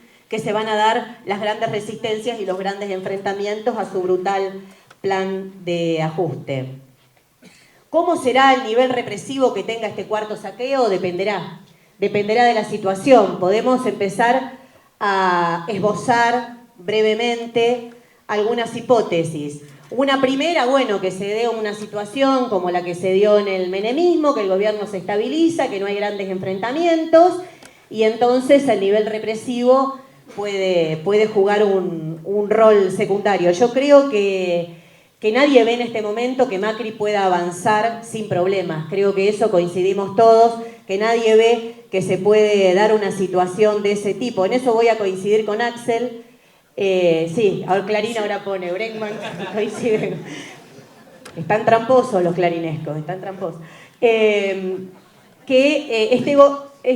gobierno no recibió una crisis a esa altura, por eso es lo que explica el gradualismo. Como no recibió una crisis a esa altura, como el Menem había tenido previamente, bueno, Alfonsín había tenido la dictadura, mamita si no había tenido a alguien que le haga el trabajo sucio primero. Menem recibió el país después de la hiperinflación de Alfonsín, la Alianza después de lo que venían siendo los levantamientos y toda la crisis de los desocupados del gobierno anterior. Entonces creo que ese elemento es el que hizo que el ataque sea gradual, Ahora, lo que no voy a coincidir con Axel es que en el gobierno anterior se habían resuelto las condiciones estructurales del país dependiente y atrasado del capitalismo argentino. Entonces me parece que es una combinación de elementos, pero sí que por eso este gobierno tuvo que aplicar lo que ellos llamaron como si fuese algo benéfico, te voy ajustando de a poquito. Bueno, ese ajuste. Los ritmos no dependen de ellos, sino, como dijo mi amigo Fernando Rosso, que anda por ahí, el director de La Izquierda Diario, son todos los neoliberales que la relación de fuerza le permite ser. Creo que eso es la explicación del gradualismo. Hay otra variante posible, que es que el gobierno pierda el control de la crisis, que no está para nada descartado. Si lo vemos por lo que pasó estos días, no está para nada descartado. Acá los economistas no se jugaron mucho, me dio la impresión. Ahora se juegan, ahora dice que sí. Creo que eso tampoco está descartado y que haya levantamientos, verdaderos enfrentamientos entre las clases y obviamente que la respuesta represiva puede ser mayor, incluso que haya una huelga general, que no vendrían a ser estas que llama la CGT, que por si quedara alguna duda clara en el día anterior, siempre que es un paro para descomprimir, como si alguien pensara que están haciendo algo para verdaderamente enfrentar a este gobierno. Y ahí no voy a coincidir con Juan, porque creo que el... Lo tengo que decir despacito. Que a mí sí, cuando me preguntan si quieren que le vaya bien a este gobierno, digo que no. Porque que le vaya bien a este gobierno, ¿qué significa? Que consuma el saqueo. Entonces, ¿viste, Juan? La señora del bar tenía razón. Fácil. No, quiere decir eso, porque esa es la excusa de la gobernabilidad. Esa es la excusa de la gobernabilidad. Y voy a decir algo que esto seguro que nadie dijo en esta mesa, que se llama gobernadores. Esa es la excusa de los gobernadores para firmar el pacto fiscal, para firmar las medidas que son la base del ajuste, porque este gobierno, si hay algo que tiene de viveza, no son solo las campañas de Durán Barba, que es verdad, Durán Barba te dice que la economía del país es como una casa, no podés gastar más de lo que entra, una serie de idioteces fenomenales, pero sí que fueron hábiles en hacerle poner las manos, los deditos en el plato a todos, y eso se llama pacto fiscal. Entonces, si le va bien al gobierno, que es el argumento, si le va bien a este gobierno, hoy lo dijo Moyano también en la conferencia de prensa, no, queremos que al gobierno le vaya bien porque así nos va bien a todos. Es exactamente al revés, es un gobierno que vino a realizar un saqueo, un gobierno de derecha, neoliberal, que tiene muy claro qué es lo que quiere hacer. Por eso las primeras medidas económicas que tomó fueron bajar las retenciones a los sectores más concentrados y que más ganan en la economía, fue bajar el impuesto a los bienes personales, etcétera, etcétera, etcétera, y podríamos nombrar casi todas las medidas económicas que ha tomado este gobierno. Entonces, si le va bien al gobierno, nos va mal a los trabajadores, a las trabajadoras y a los sectores populares. Creo que esa sería la segunda variante. Por supuesto que no se puede hacer análisis de laboratorio, no todo puede ser combinado, puede haber distintos momentos. La tercera hipótesis... me queda un minuto. La tercera hipótesis es que el gobierno logre mantenerse sin grandes enfrentamientos, sin que las crisis se profundicen mucho como hasta ahora. Yo creo que no se pase de enfrentamientos parciales. Algunos ha habido, las jornadas del 14 y 18 de diciembre. Esa hipótesis, para mí, no es que el gobierno solo la alienta. Y ahora voy a decir otra palabra que no dijo nadie, que es peronismo. Para mí, grandes sectores del peronismo, y acá se remueven todos de la silla porque me parece que la única que no soy peronista soy yo, Perdonen. Disculpen. Y bueno, no sos el único que hace stand-up, Juan, pará. Dije la palabra peronismo. No, yo creo que grandes sectores del peronismo se juegan también a esa variante. Que no quieren que estemos en la calle, que no quieren que esto se complique demasiado, porque el compañero Axel decía vamos a volver distinto, pero la pregunta fue concreta. ¿Cuál es el contexto mundial? Y acá no voy a citar a ningún marxista sino Heráclito, y yo creo que el principal problema del discurso "hay 2019, vamos a volver", es que nadie se baña dos veces en las aguas del mismo río. Y es muy distinto el contexto internacional, incluso para planes o programas económicos como los que se implementaron a partir del año 2003. Yo creo que claramente hay un sector que se juega esto y que intenta, por supuesto, que no haya grandes movilizaciones ni grandes enfrentamientos, porque eso perjudicaría ese plan de volver lentamente a mostrarse como una oposición posible. Pero claro, hay una pregunta que ahí nadie contesta, que es ¿qué van a hacer? ¿Van a romper el acuerdo con el FMI? ¿Qué van a hacer? Sí. No sé. Hoy nosotros en el Congreso Nacional, que se hizo una sesión que ahí Axel me mostraba que fracasaron en el Congreso, tituló TN. Bueno, acá estamos los fracasados. Esta parte de los fracasados lo que proponíamos es que se someta a una consulta popular. ¿Por qué no preguntan? ¿Por qué no se consulta al pueblo si queremos que se firme el acuerdo con el FMI, que se respete el acuerdo con el FMI? Yo no escuché a ninguno de los grandes dirigentes o los más importantes dirigentes decir qué va a hacer con el acuerdo con el FMI. Por ejemplo, ¿qué van a hacer con la deuda? La crisis de la deuda la explicaron ellos, la explicaron los economistas. ¿Qué van a hacer con la deuda? ¿Van a seguir pagando la deuda? ¿Se va a seguir reconociendo una deuda ilegítima, ilegal, y no porque lo diga yo, sino que es un fallo de la justicia argentina que dice que tiene más de 470 maniobras y engaños mafiosos, la deuda externa, la deuda que en el gobierno de Alfonsín, después de todo ese discurso que decía antes, se legitimó, y que entre ellas está incluso la de los grupos privados, de las cuales es parte el grupo del que pertenece el propio presidente de la Nación?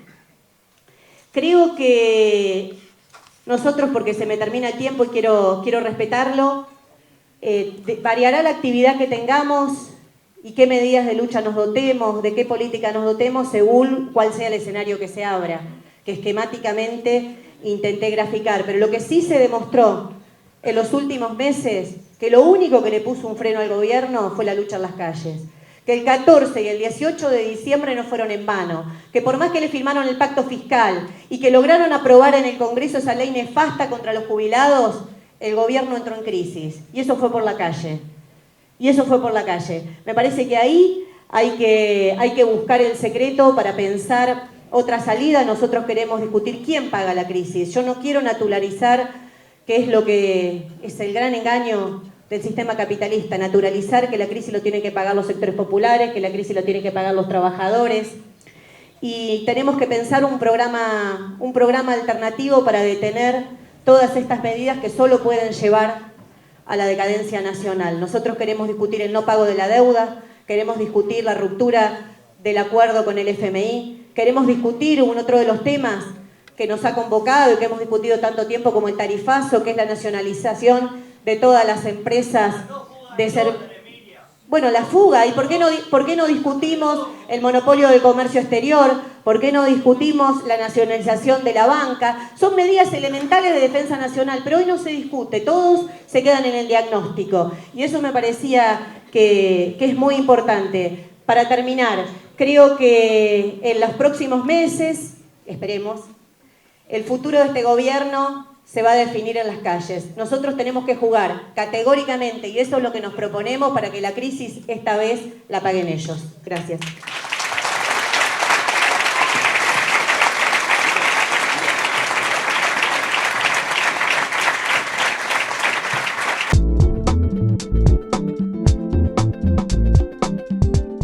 Bueno, primero quiero decir que cuando llegué, si bien llegué tarde, no agradecí a cualquiera. A mí me llamaron para invitarme de la revista Crisis y la gente acá de la organización. Si la CETEP también participó, agradezco también a la CETEP pero no es que agradecí cualquier cosa, sino que agradecí a quienes realmente me llamaron, se comunicaron conmigo y me invitaron a venir hoy acá.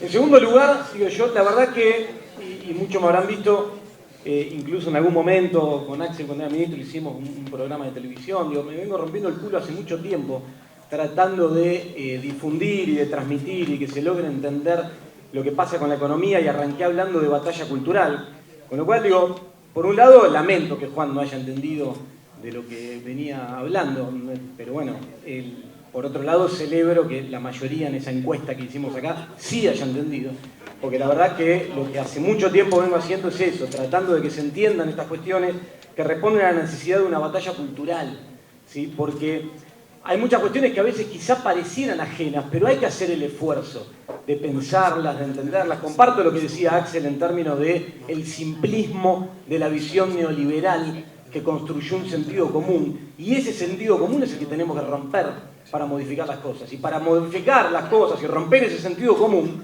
tenemos que hacer el esfuerzo de entender un poco y de tratar de comprender qué es lo que está ocurriendo. Entonces, el esfuerzo que uno hace desde la profesión, en mi caso que es la economía y de lo que me dedico todo el tiempo, es tratar de bajar estas cosas para modificarlas, para que con la herramienta que permite la política de modificar la realidad, estas cosas puedan cambiarse y podamos vivir otra realidad. Porque si no la entendemos va a ser difícil. Entonces, pasa por ese plano. Cuando hablamos de la LEVAC o hablamos de la tasa de interés y tratamos de trazar un vínculo, es porque es muy importante. Cuando este gobierno arranca, veníamos advirtiendo que esto que está pasando hoy iba a ocurrir. Es importante explicarlo. Explicar cuando uno está en su actividad cotidiana, en el día a día, se levanta, va, viene, que la bicicleta financiera que montan con las altas tasas de la LEVAC, o que la política de Sturzenegger con la emisión de LEVAC y esas tasas y esas letras, y hay que explicar lo que es una letra y cómo se paga el interés, te va a terminar rompiendo el culo, es importante. Y hay que tratar de entenderlo. Parece algo lejano, yo entiendo que parezca algo lejano, pero el rol, cada uno desde la posición que le toca, yo me dedico a esto, es ese, es el de transmitir estas cosas y concientizar para que se incorporen y se modifiquen. Como describí recién en la intervención, lo que viene ahora en el plano económico, lamentablemente, es malo. Vamos a vivir una etapa muy mala y que responde a estas cuestiones. Por eso la comprensión es importante para con la herramienta que es la política modificarlo y cambiar la realidad entre todos. Y por eso yo hablaba de la importancia de los movimientos sociales, de la importancia de las expresiones sindicales, de los movimientos que se van dando de arriba hacia abajo, porque esto no da para más. Y si hay muchos sectores que tienen algún tipo de representación y que vienen demostrando hace tiempo y el último tiempo cada vez más no estar a la altura de las circunstancias, están todos a entender las cosas, juntar, unir, hacer esfuerzos e intentar juntar fuerzas para modificarlas. Me parece claramente que es por ahí el escenario que viene en la Argentina. Es muy complejo analizarlo de la política, no se vislumbra hoy nada. Yo creo que estamos en el medio de una coctelera que se bate y que vamos a ver qué sale de todo esto. Pero pensar, hacer estos esfuerzos y unirse es muy importante. Y acá voy a contestar algo porque decía Miriam, no se la jugaron mucho en algunos diagnósticos.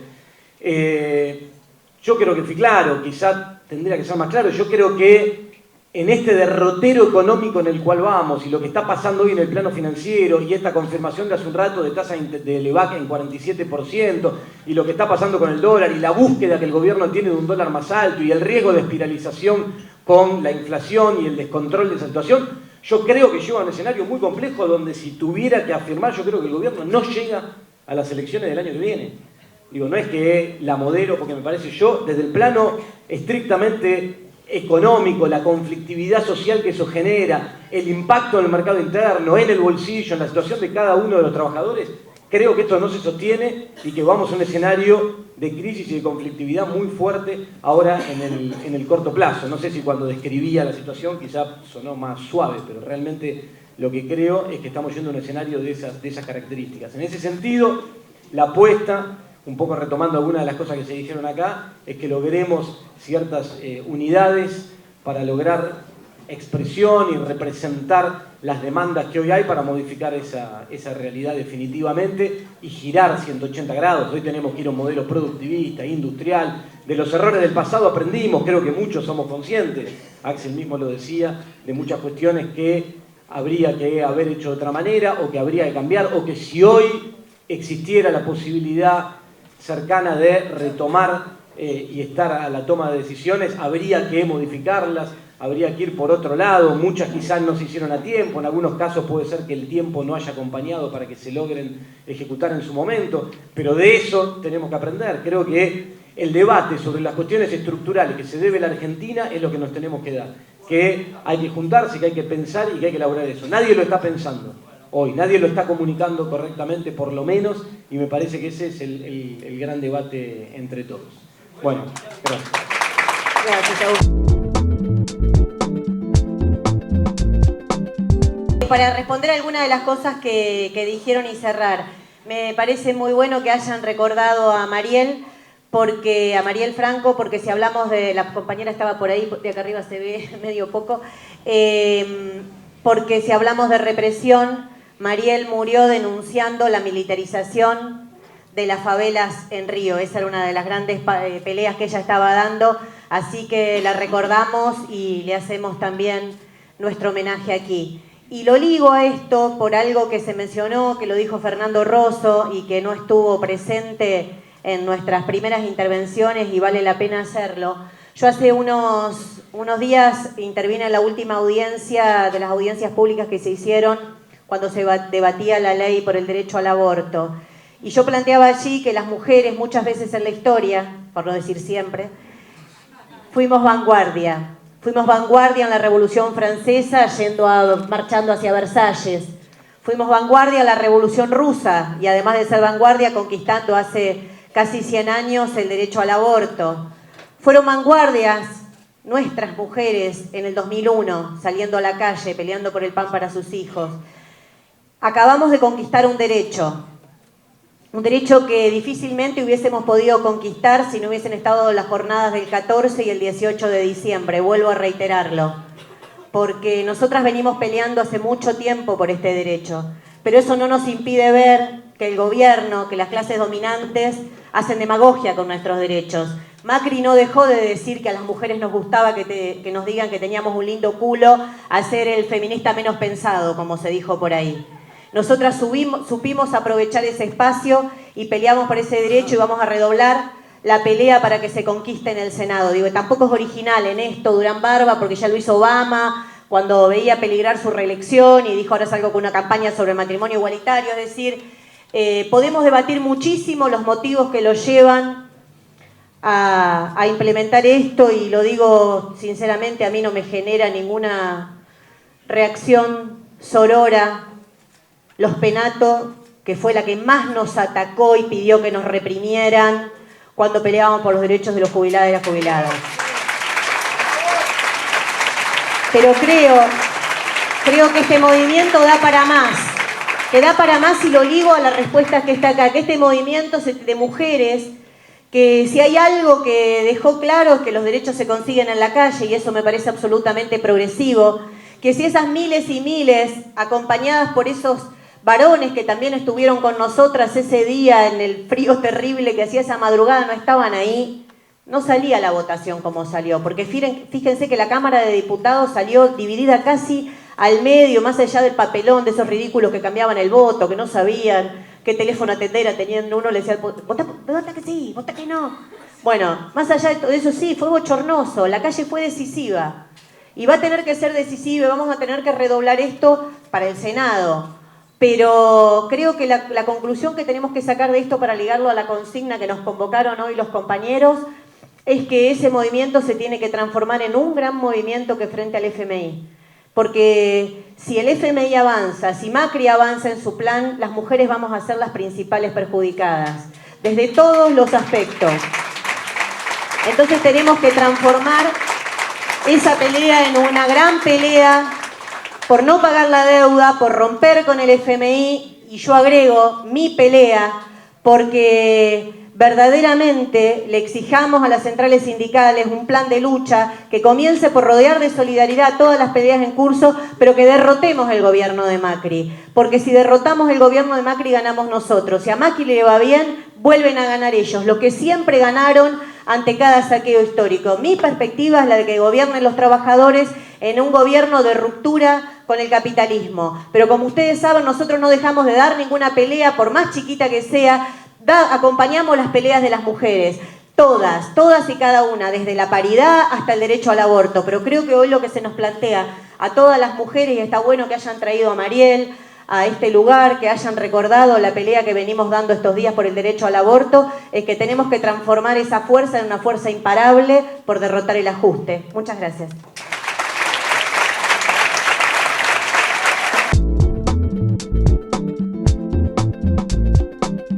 Sobre la cuestión de América Latina, me parece que así como uno tiene una tendencia lógica a mirar primero acá cerquita, a veces le atribuye algunas capacidades, algunos poderes, algunos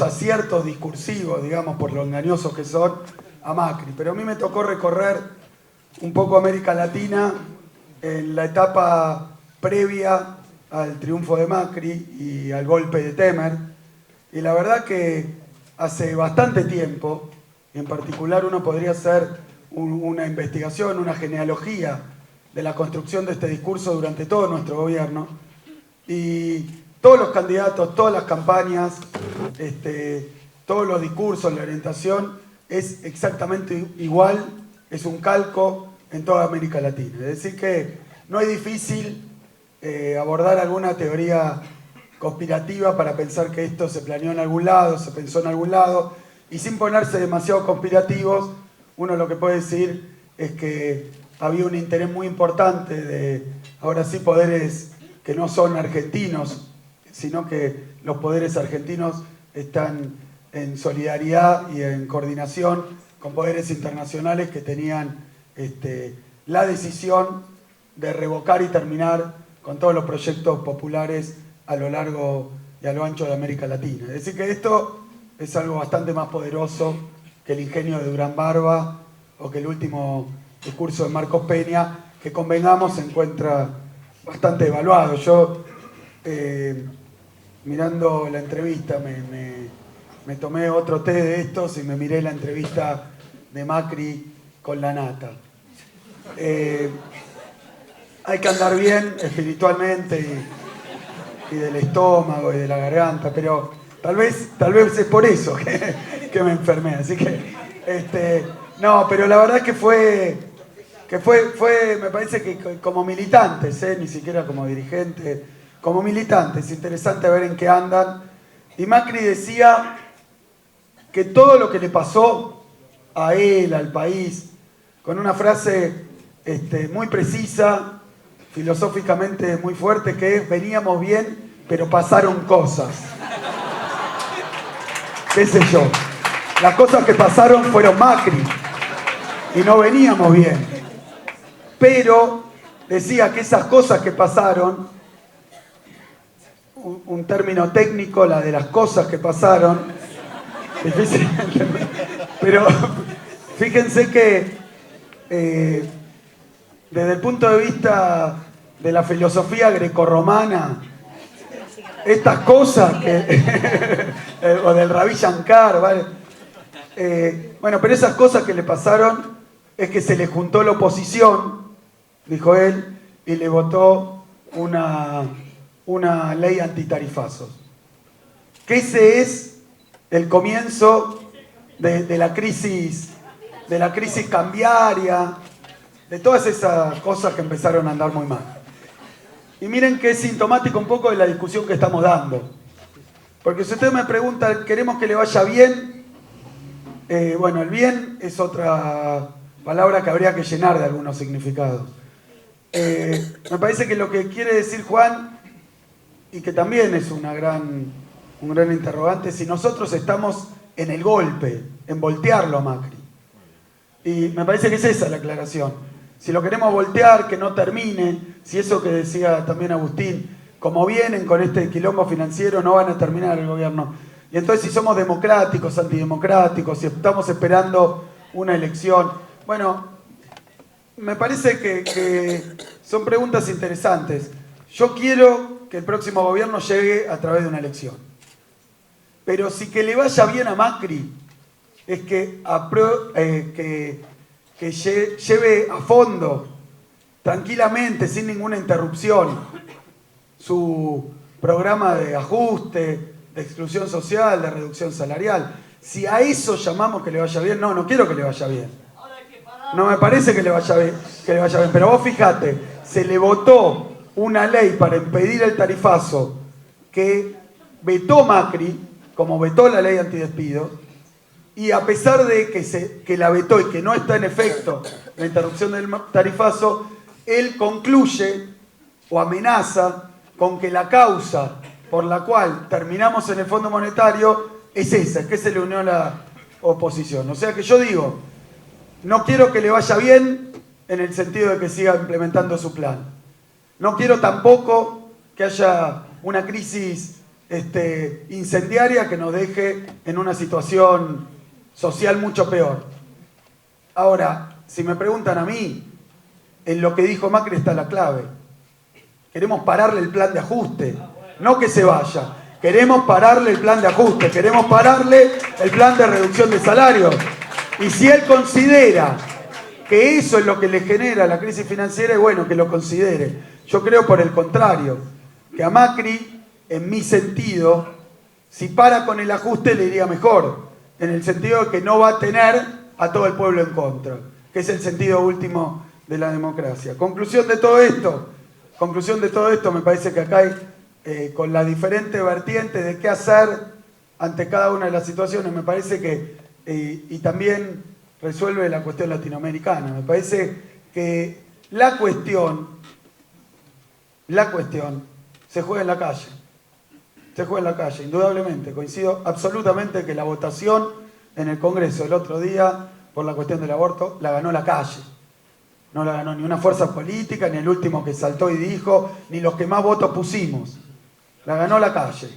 Y la cuestión latinoamericana también, porque yo decía que lo que está pasando en Latinoamérica responde a un patrón.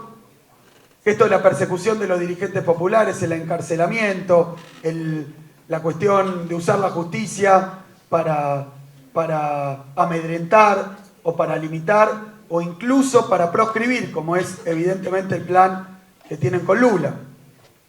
Porque no van a haber hecho todo esto para que Lula les pueda ganar una elección. O sea que uno presupone que lo que esperan es que Lula no pueda ganar esa elección, que según las encuestas dice que se va a ganar. Pero, de nuevo, lo de Lula, ¿dónde se va a resolver? No en el tribunal, no con el juez Moro, no en la Suprema Corte. Se va a resolver en la calle, como acá se va a definir el destino del gobierno de Macri, pero más el destino de nuestro pueblo, exactamente. Entonces, y también para dar otra respuesta más de estas cuestiones. Yo creo que Macri lo que veía es que lo que lo estaba obstaculizando y lo que lo estaba poniendo en riesgo de que el gobierno entre en quiebra era por un lado la calle, pero por otro lado sus socios. Porque el problema que tuvo, sea por ineptitud, sea por maldad, es que tiene un golpe financiero hoy en curso. Y claramente no es algo que resolvamos los sectores populares, porque ninguno de nosotros le puede hacer una corrida, le puede poner la tasa de la LEVAC en 47. Es decir, que el problema es que a Macri no lo bancan abajo y ahora parece que tampoco lo bancan arriba. Y este es un problema político importante que tiene el gobierno, que no lo vamos a resolver en esta discusión.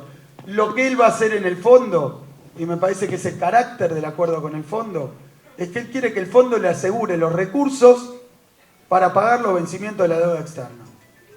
Con lo cual, no va a caer, si esto lo logra, no va a caer en un default. Tampoco depende de cómo votemos en el Parlamento, si él va a caer en un default o no va a caer. Probablemente tenga que ver la tasa de interés, tenga que ver los capitales golondrina, tenga que ver 500 factores.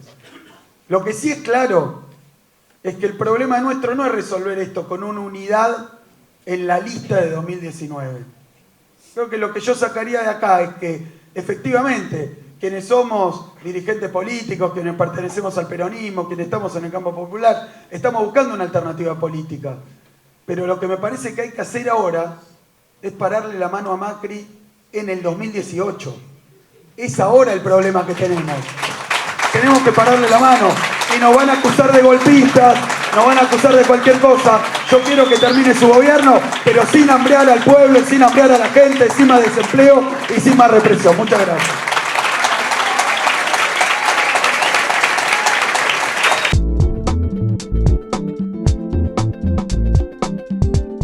Bueno, me pareció que estuvo re bueno. Se me fue el mal humor. Me quedaría varias horas más. Porque hay cosas muy interesantes para mí que surgen de acá. La primera tiene que ver con una mirada de la propia identidad y de la propia historia, de cómo piensan las cosas cada uno. Yo la aclaración de la CETEP no la hice por una cuestión de autobombo de la organización a la que pertenezco. La hice por otra razón. Y es que si efectivamente hacemos esto en un barrio, y cuando hacía un poco el chiste de que no se entendía, que algunas cosas te entendí, no era así tan que no te entendía nada. ¿No? Lo que sí te puedo asegurar que yo estuve ayer en el plenario de los vendedores ambulantes del Tren San Martín, anteayer en Villa de Caraza en el plenario de los delegados de los cartoneros, hoy viendo el partido de fútbol con los compañeros de Senegal. Ellos no te van a entender. No, está bien, pero no te creo. Y además, no importa si te entienden o no, porque hay una idea del pensamiento ilustrado, que es, yo te voy a explicar. Y yo no estoy de acuerdo con esa idea, porque el conocimiento se adquiere de distintas maneras. Se puede adquirir por la cabeza y por la experiencia, esto lo decía Camilo Torres, se puede adquirir por la cabeza y por la experiencia académica. Se puede adquirir por la panza, porque no te alcanza para comer y te das cuenta de que te están cagando sin que nadie te explique ninguna tasa de interés. Y también se puede adquirir por el corazón, porque vos ves lo que está sufriendo otro y te comprometés con la realidad de ese otro. Y eso es lo que construye la militancia. Y la verdad es que cada vez yo descreo más de la capacidad de los que tienen mucha cabeza para explicar las cosas que suceden en la realidad. Confío más en el conocimiento intuitivo de mis compañeros y compañeras. Pero bueno, eso es mi identidad. No quiero que sea la tuya, ni la de ella, ni la de ella, es la mía. Y también quiero que cuando los economistas hablen, además de hablar de esas cosas que se supone que son la economía, para mí las cloacas son parte de la economía. La titulación de los barrios, de los 4.300 barrios, es parte de la economía. La redistribución de la tierra en el campo, la reforma agraria, como lo querramos llamar, es parte de la economía.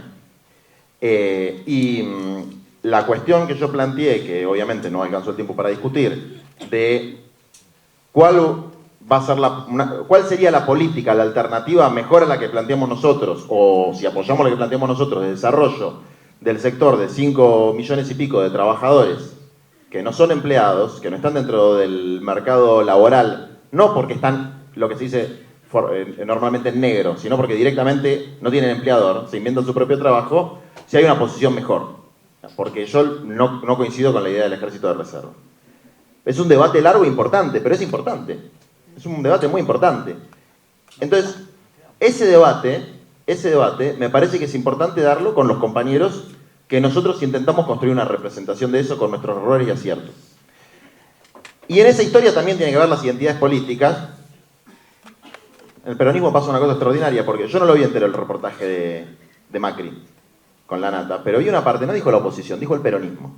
Entonces el peronismo es al mismo tiempo el que contiene el conflicto social y no permite que se estalle todo, y el que quiere hacer el golpe. Siempre en la misma posición. Ahora, por ahí hay un poquito de las dos cosas. Pero, yo quiero retomar algo que dijo Axel. Sería una cosa de mala leche decir, a ver, ¿qué quiere decir que termine bien o que termine, que le vaya bien o que le vaya mal? ¿Que le vaya mal qué es? ¿Que no termine el mandato? ¿Vos querés que no termine el mandato? Yo les cuento algo que me pasó hace poquito. Yo dije, una cosa es tolerar un mal gobierno electo democráticamente y otra cosa es tolerar la dictadura económica del Fondo Monetario Internacional. Y automáticamente empezó la acusación de golpismo, que después termina con causas judiciales, etc. Entonces, primero hay que distinguir lo que se puede decir y lo que no se puede decir, porque si decimos estamos en una situación represiva, tampoco es que uno pueda andar diciendo cualquier cosa cuando tenés 5 cámaras filmándote. ¿no? Estamos de acuerdo. Porque, por ejemplo, tenemos una multita ahí que me está ayudando la compañera para no tener que pagarla por haber dicho que el Poder Judicial es una casta privilegiada, que es una cosa, una expresión totalmente democrático-burguesa, no es una cosa demasiado confiscatoria. Pero imagínense si alguno dice, yo no quiero que Macri termine el mandato. No sé si le va a ir muy bien, depende de la abogada que le toque. ¿Cuánto le va a dar? Ahora, yo voy a decir una cosa, que por ahí Axel no la dijo dijo, yo quiero que el próximo gobierno sea electo democráticamente, dijo eso. Y yo voy a ser más reformista, más blando, más burgués. Yo quiero que el próximo gobierno sea electo democráticamente el, no sé, 10 de diciembre del 2019. O sea, yo quiero que este gobierno termine su mandato, porque no creo que voltear al gobierno permita la construcción de una alternativa política superadora. No lo creo. Capaz que alguno me puede convencer de que es de otra manera. Y no creo que el problema del modelo de país es una cosa muy paradójica, porque yo me la paso todo el día en la calle haciendo quilombo. Yo no creo que se resuelva en la calle. Creo que se resuelve en las urnas. Ni siquiera se puede llegar a resolver una parte en las urnas. En la calle yo creo que se resuelven otras cosas. En la calle se defienden los derechos y se conquistan derechos nuevos. Pero que se va a cambiar el modelo de país al que nos quiere llevar esta gente, la verdad, yo no lo creo.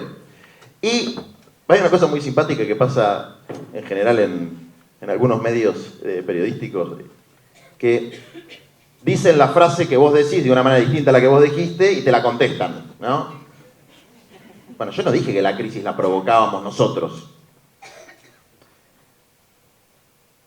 Lo que dije es otra cosa. Porque la discusión del luchómetro es una discusión que no se puede dar, se da con el cuerpo. No se da ni en internet, ni en Twitter, etc. Y yo no voy a empezar a enumerar la cantidad de presos y de detenciones arbitrarias que tuvo la CETEP en estos 2 años y medio, porque iría contra mis propias ideas. No creo que sea un mérito que nos haya metido los presos que nos metieron.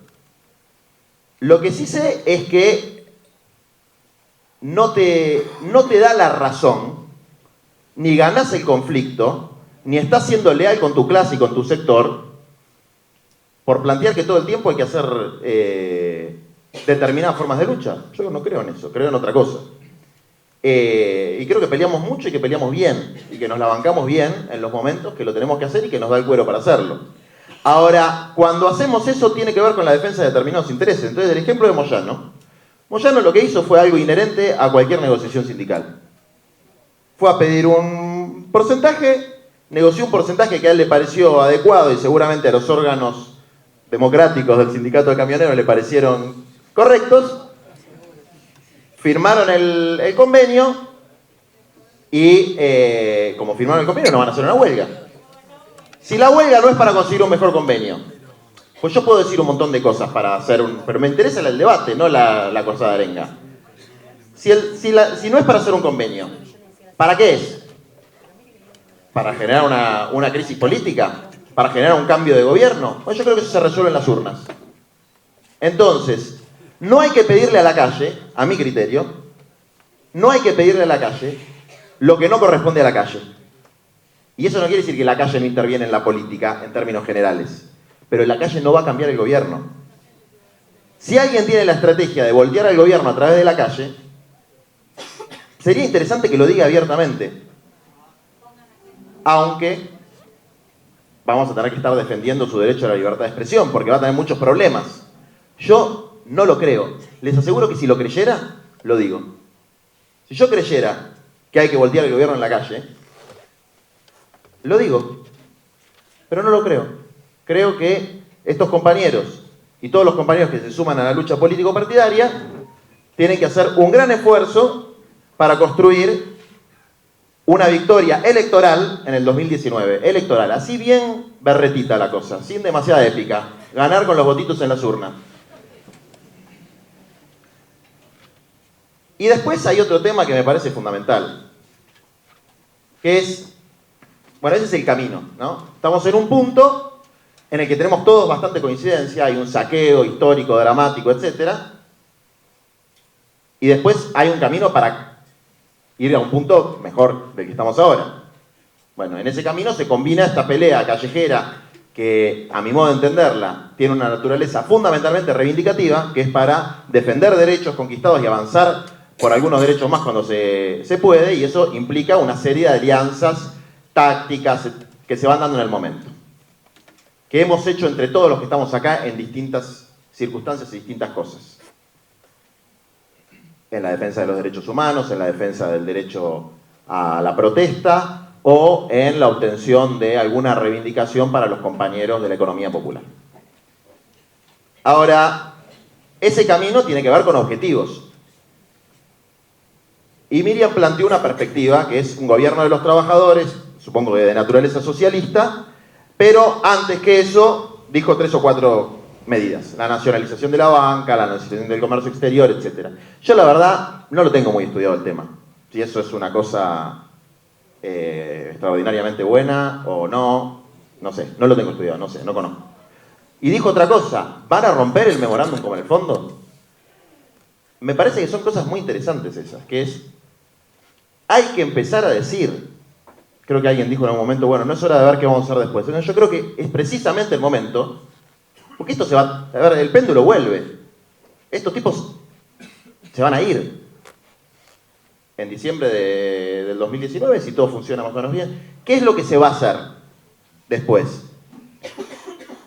¿Cuál es el plan para después? ¿Romper con el Fondo Monetario Internacional? ¿No pagar más la deuda externa o seguir pagando? Yo creo que hay que discutir esas cosas. A mí me interesa discutir esas cosas. Y particularmente dentro de esas cosas, lo mismo que le decía a los cartoneros, y hablaba con los compañeros ahí del PSOL, del Movimiento de los Sin Tierra en Brasil, etc. Ahí hablando un poco de América Latina, comparto lo que dijo Axel, esta situación es calcada, le han puesto un nombre que es el lawfare, que quiere decir que es la alianza entre los grandes grupos corporativos mediáticos y el Poder Judicial para desestabilizar los gobiernos y hacer golpes de Estado de nuevo tipo, que ayer lo dijo con mucha claridad el Papa Francisco, que ahora no está de moda, pero yo lo recontrabanco y lo voy a seguir reivindicando, siempre. Pero no me... ¿Sabés cómo me...?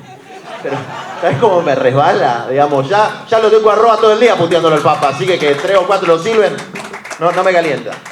Y ahí tenemos el plan de las 3T. Nosotros tenemos el plan de las 3T, que no es las LEVAX, pero tiene su onda. Que es tierra, techo y trabajo. Y que tiene que ver con una reforma agraria, una reforma urbana y una reforma de los mecanismos laborales. Y eso tiene un costo de guita.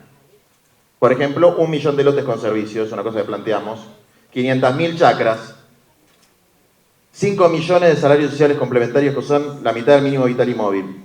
O sea, eso es lo que le vamos a pedir a los que puedan llegar a ser presidentes. Y yo quiero discutir cómo lo van a pagar.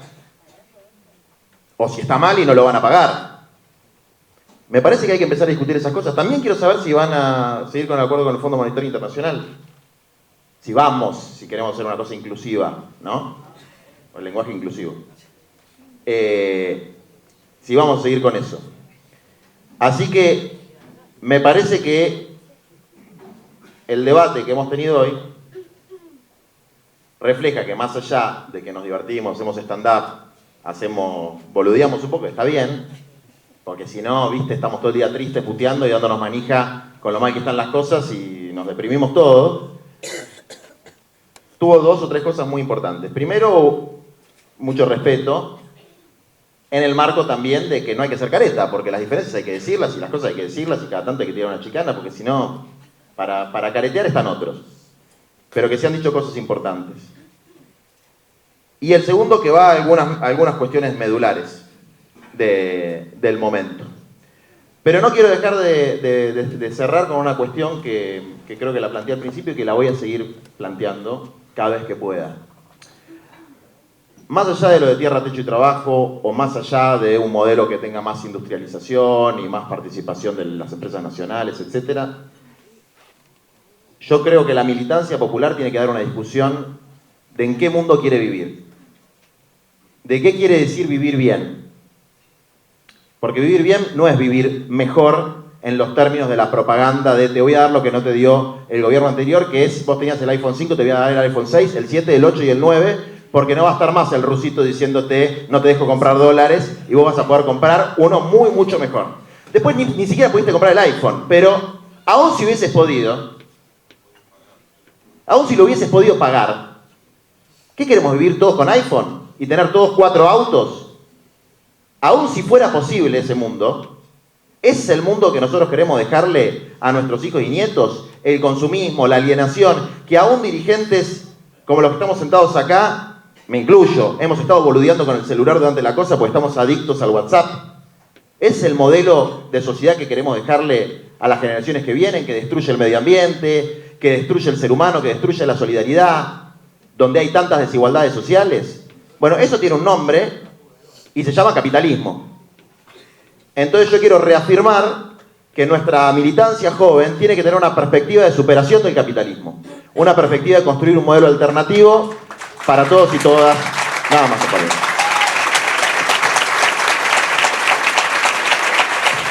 Bueno, muchas gracias a todos por acompañarnos, a Miriam, a Axel, a Juan, a Agustín, por tomarse el tiempo de venir. Recogemos la propuesta de Juan de hacer de nuevo la charla en algún otro barrio. Y la próxima, en un mes nos vemos, vamos a estar debatiendo sobre el mundo del trabajo.